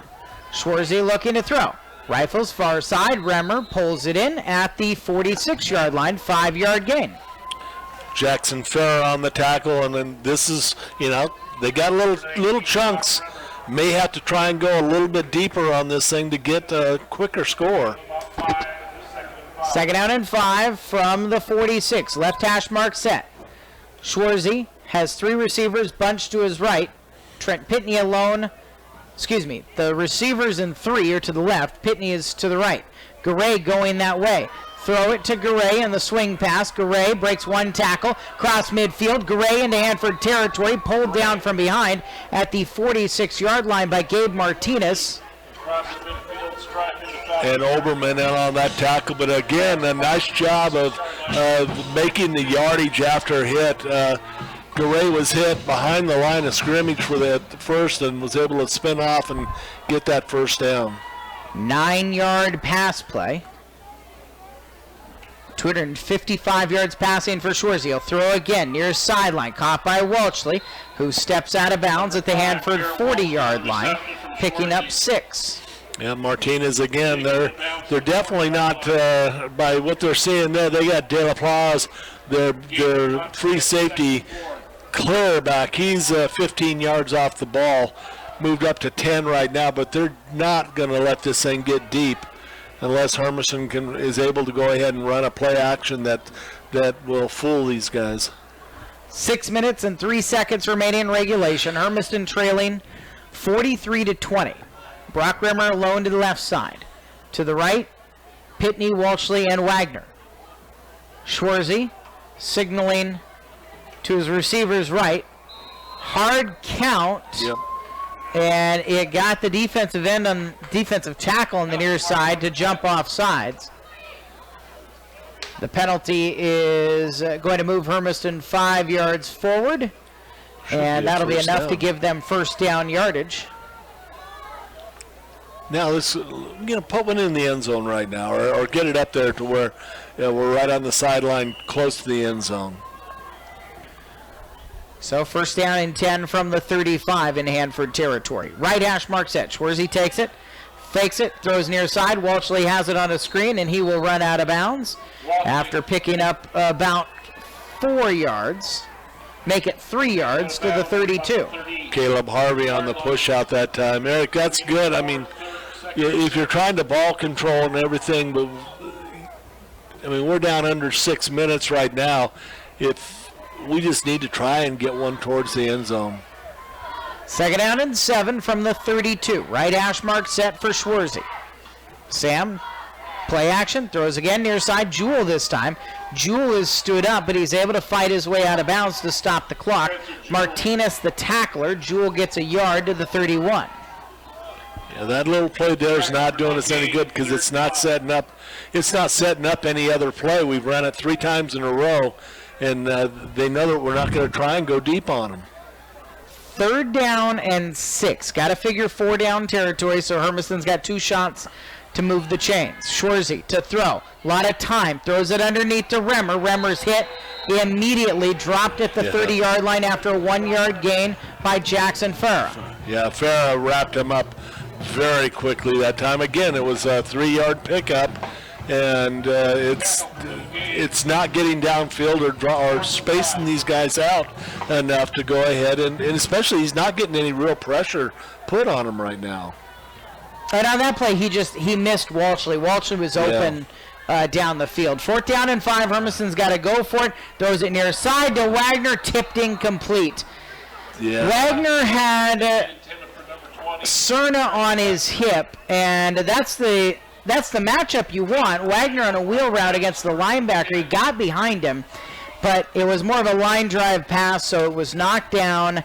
The incompletion will be a turnover on downs. Hanford with the ball with 5:14 left in the 4th quarter, leading 43-20. And now Hanford will bring out the big guys and try to salt this game away.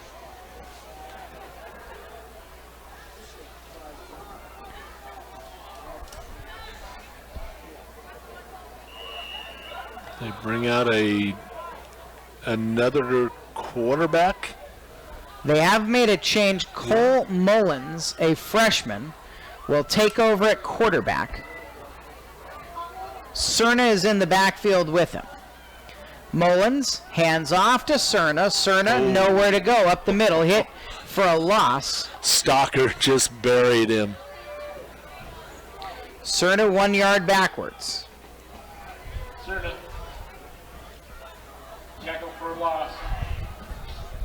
Ball will be spotted back to the 28-yard line. Should gave him a Yeah, 2 yard loss. 2 yard loss. Yeah. Yeah, Stalker come right behind their center and right where that play was going, just absolutely buried him. Second down and 12. Cerna again in the backfield again. Caught and dropped for a loss again. And Stalker again on the hit. No, that time there it was. That was Stewart, wasn't it? No, that was Cadenas on the hit. So loses another 3 on the play that time. Third and 15. Well, the one thing they are doing is they are keeping the clock running, and that was a lot smarter series last time, of throwing the passes early. Then they figured they had to go ahead and save it. Well, they're going to look to throw. The new quarterback, Mullins, will scramble and slide at the 28-yard line, and Hermiston will use a timeout with 3:52 left in the fourth quarter. The wind is still ripping out of the west, and so a 4th down and 12 for Hanford. If they punt, they'll punt. Hermiston's still going to get really good field position. Yeah, they are. Because like you said, it's calmed down a little bit, but not that much. The flag is still on more occasions than not straight out. We'll see if they bring in Wise Hyde to punt this thing off, or if they bring somebody else. Wise Hyde does have a fairly good little leg for punting, but going into the wind, if they've already taken him out, I wonder if they're just going to, because he's and his actual first kick was a rugby-style kick. But we've had him and Bobby Mosseth in the backfield together.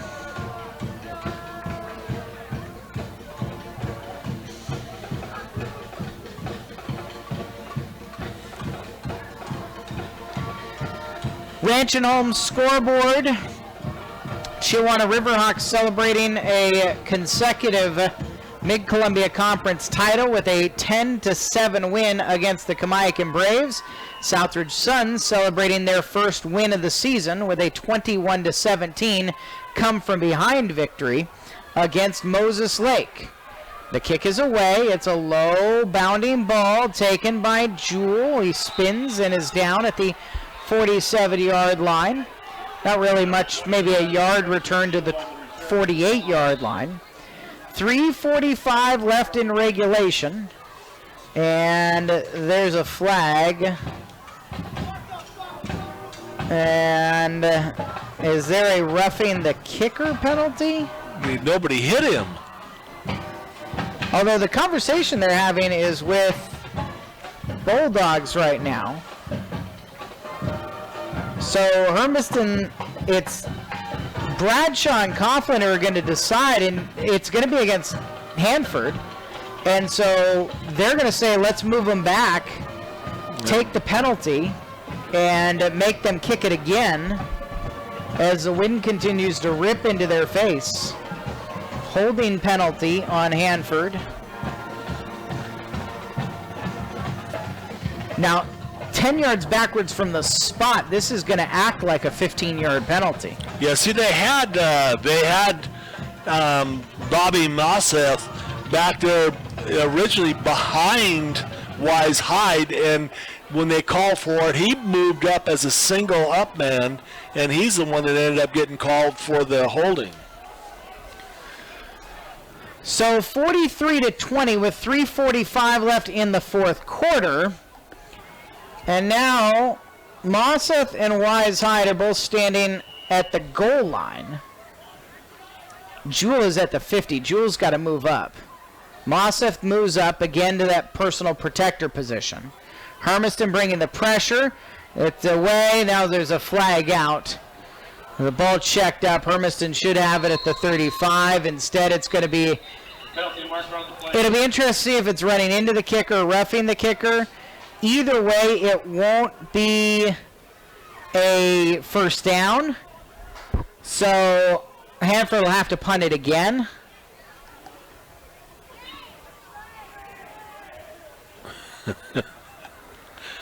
I think it was Dustin.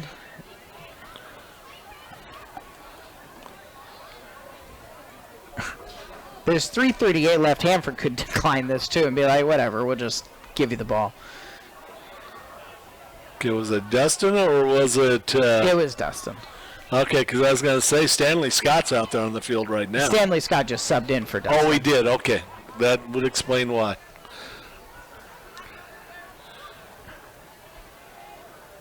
I don't know what the conversation's about. It's either running or roughing. It's either 5 or 15. It's not an automatic first down. This is high school football.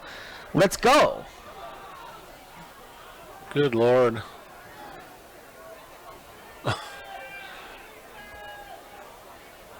Now all five of them are in there. The ball boy from Hanford's going to join the conversation. They must all be sharing hand warmers out there, Eric.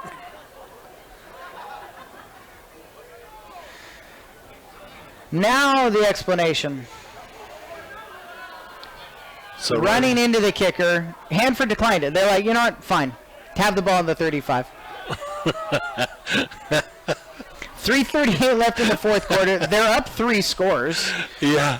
So it went from the 10 to the... I mean, because think of it this way. Let's say you take the 5-yard penalty. Your guy's still kicking from the 5, and there's a chance you get blocked. So this is actually this makes sense. Yeah. So a 20-yard, 25-yard kick. From the 10? No, it was from like the 15, I think. Okay. Hanford now wants a timeout, or we got to pause. Oh. Somebody have a... Brock Remmer has a equipment-related issue, so G.J. Wilson will go out, and he will be the receiver wide to the left side. First down and 10 for Hermiston from the 35. 3:38 left in the fourth quarter.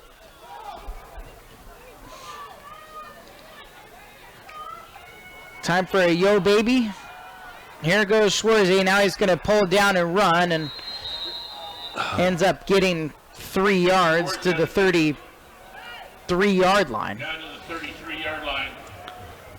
Gain of about 4, second and 6. Well, Second down and 7 from the 33. The 32, still second and 7. Schwarzy to throw. Deep ball for the end zone. Too far, incomplete over the top of Wagner. 3rd and 6.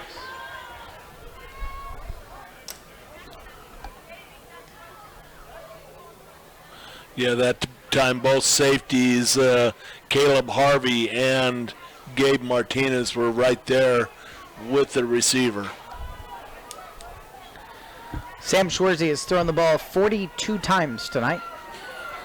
3rd down and 7 from the 32. Schwarzy, throw number 43, over the middle, wide open. Wagner's got it at the 10. Comes back to his right, backing his way down near the 5-yard line. Need to put him down right on the 5-yard line, it looks like, Eric. Nice little play that time. 31-yard gain.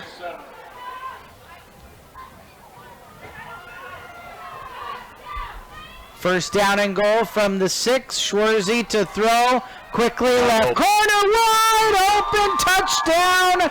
Number 4 for Garrett Walshley. Hey, I've seen that play on Sunday, though, Eric. That was a nice little pick. That was a good little Sunday pick that time. That was They had Brock Rimmer coming up and coming straight down the line on a nice little slant, and they he didn't actually pick the guy. He picked they picked their own guys that time. Brandon Long was on the coverage and that got knocked off by the linebacker. Bulldogs do have to go for 2. Motion Gray out of the backfield. Flip it to him, left side. He'll run it in for the 2-point conversion. And so with 2:49 left in the fourth quarter, 43-28.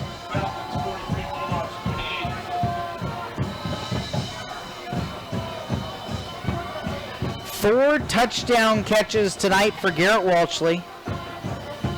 4 yards, 80 yards, 18 yards, and 6 yards. Well, we know what's coming up now, and this would be the time to go ahead and let's see if they bring in their hands people, if they still have their defensive line out there. I mean, they'll put hands in now. Their defensive line's all over on the sidelines now. I can see them all together.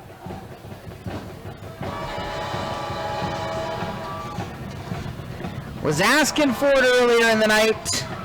Couldn't quite beg for it just right.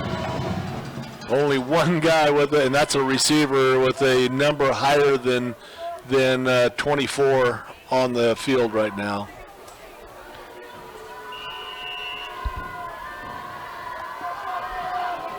Wagner will roll it, bounding ball. There's a flag out from the near sideline as Hermiston comes out from the pile with it. Why is the flag Wicks out? has it. The flag from the near side came out, indicating the ball didn't go 10. That ball was 12 before the scrum was created. Hermiston's acting head coach Rick Wells, who took over after David Faitete received 2 unsportsmanlike penalties for arguing a dubious fumble that there was a pile. Dustin Coughlin came out of the bottom of the pile with the ball, and they said Hanford ball. What? A clip against Hermiston. I don't know how you block somebody in the back when they're all facing you. It's a kickoff return. On a squib kick, onside kick attempt, they're all facing you.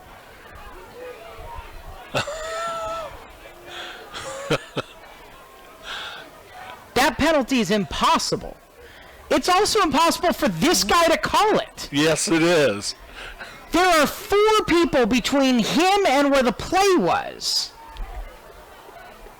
I think I can see everything, but I don't think I can see through people. So it's either got to be right there where the ball's at, or they're going to re-kick. They're going to re-kick it.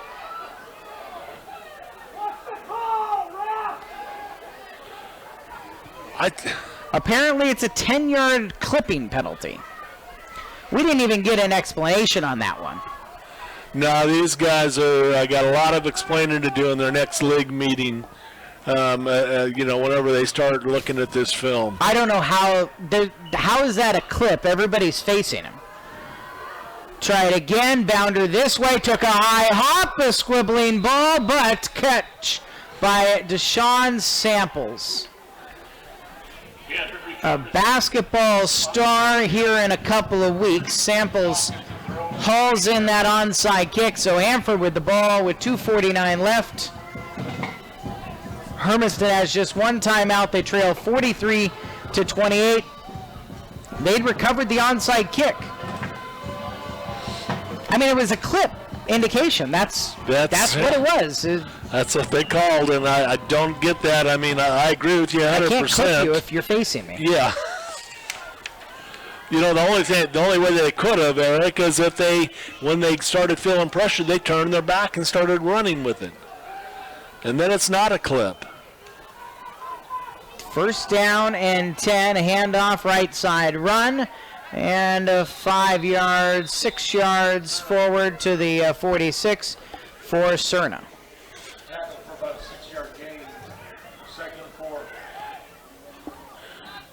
Tackle that time by Caleb Crafton.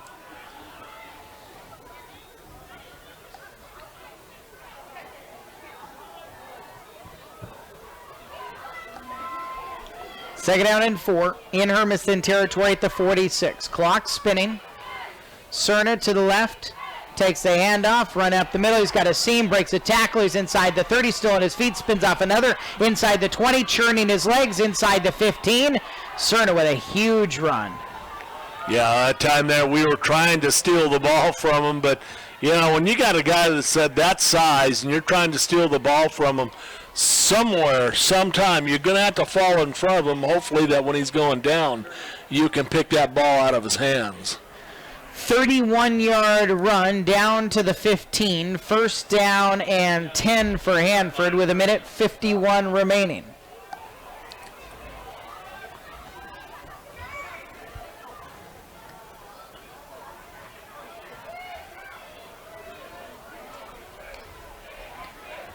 Cerna again, up the middle again. Cerna into the end zone.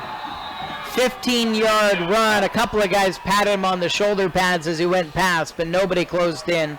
No, nobody wanted to hit the guy. I mean, he's Cerna is 215 pounds. 215. I think he might be a little bit large. Well, maybe not. He's only 5'9", if he's 5'9", but. Cerna, that's his third touchdown run tonight. Kamari Dermas did the hard work. Didn't get into the end zone. Cerna's got 3. Yavali's extra point is up, and it's through. And there are 92 seconds remaining in the game. 50-28 now the scoreline. Falcons 50, Bulldogs 28. Well, it was a nice try. It was a nice try, and I thought it was a good play on the onside recovery. Then they come back after that 10-yard penalty, have to re-kick it again, and give up the hard run, and 3 hard runs, and that made it. Hermiston just had to try and hold on, but what hurt was Cerna's 31-yard run. When everybody's trying to strip the ball. As I look out there, back deep, Spencer Jewell, Garrett Walshley, but 2 levels up, Zach Tovey is the senior out on the left side, and I think again of Tovey and Trevor Wagner, the junior Wagner going to coach this week and saying, let Zach start for me here tonight on senior night. And it's just a type of selfless act that, as David Faitete told me, that was a huge coaching moment. Popped up ball. That one is a scramble. It's fumbled. That is picked up at the 46-yard line. That should have been an illegal kick. Yes, it should have. You can't kick the ball on an onside kick, drive it into the ground, and have it pop up over the heads of the returners anymore. That is this year a new emphasis. That's an illegal kick. They've got to get together and talk about it here. I specifically had a conversation with Michael Llewellyn, who is the officiating coordinator for the Blue Mountain Officials Association, and I asked him about it because I was at a 6-man game in Echo, and they had a flag out for a pop-up kick, and he explained it to me as a new emphasis.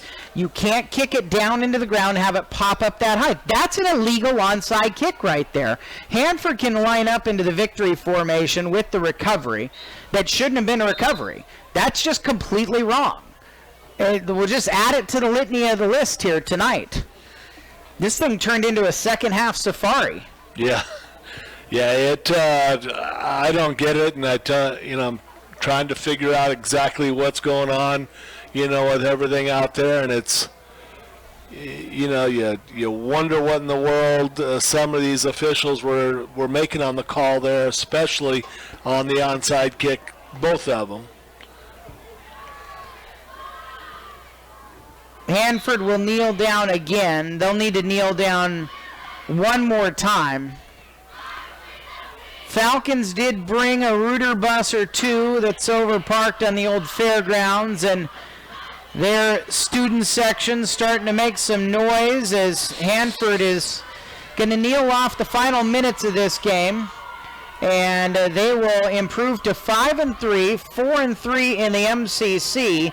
They will continue to sit in that number 2 spot in the Mid-Columbia Conference for the 4A schools as they take the final knee, and the final seconds will tick off the clock. The final score here tonight, 50-28. And the Hanford Falcons come away with the victory. We got some stuff to talk about here this evening as the teams shake hands at midfield. It's a congenial atmosphere. I mean, the teams battled well. They seem to have a lot of respect for each other, coaching staffs as well. And we will come back and we'll try to figure out how to put a bow on this one. 50-28 the final score. Hermiston falls to Hanford here on senior night. We'll be back on AM 1360 KOHU.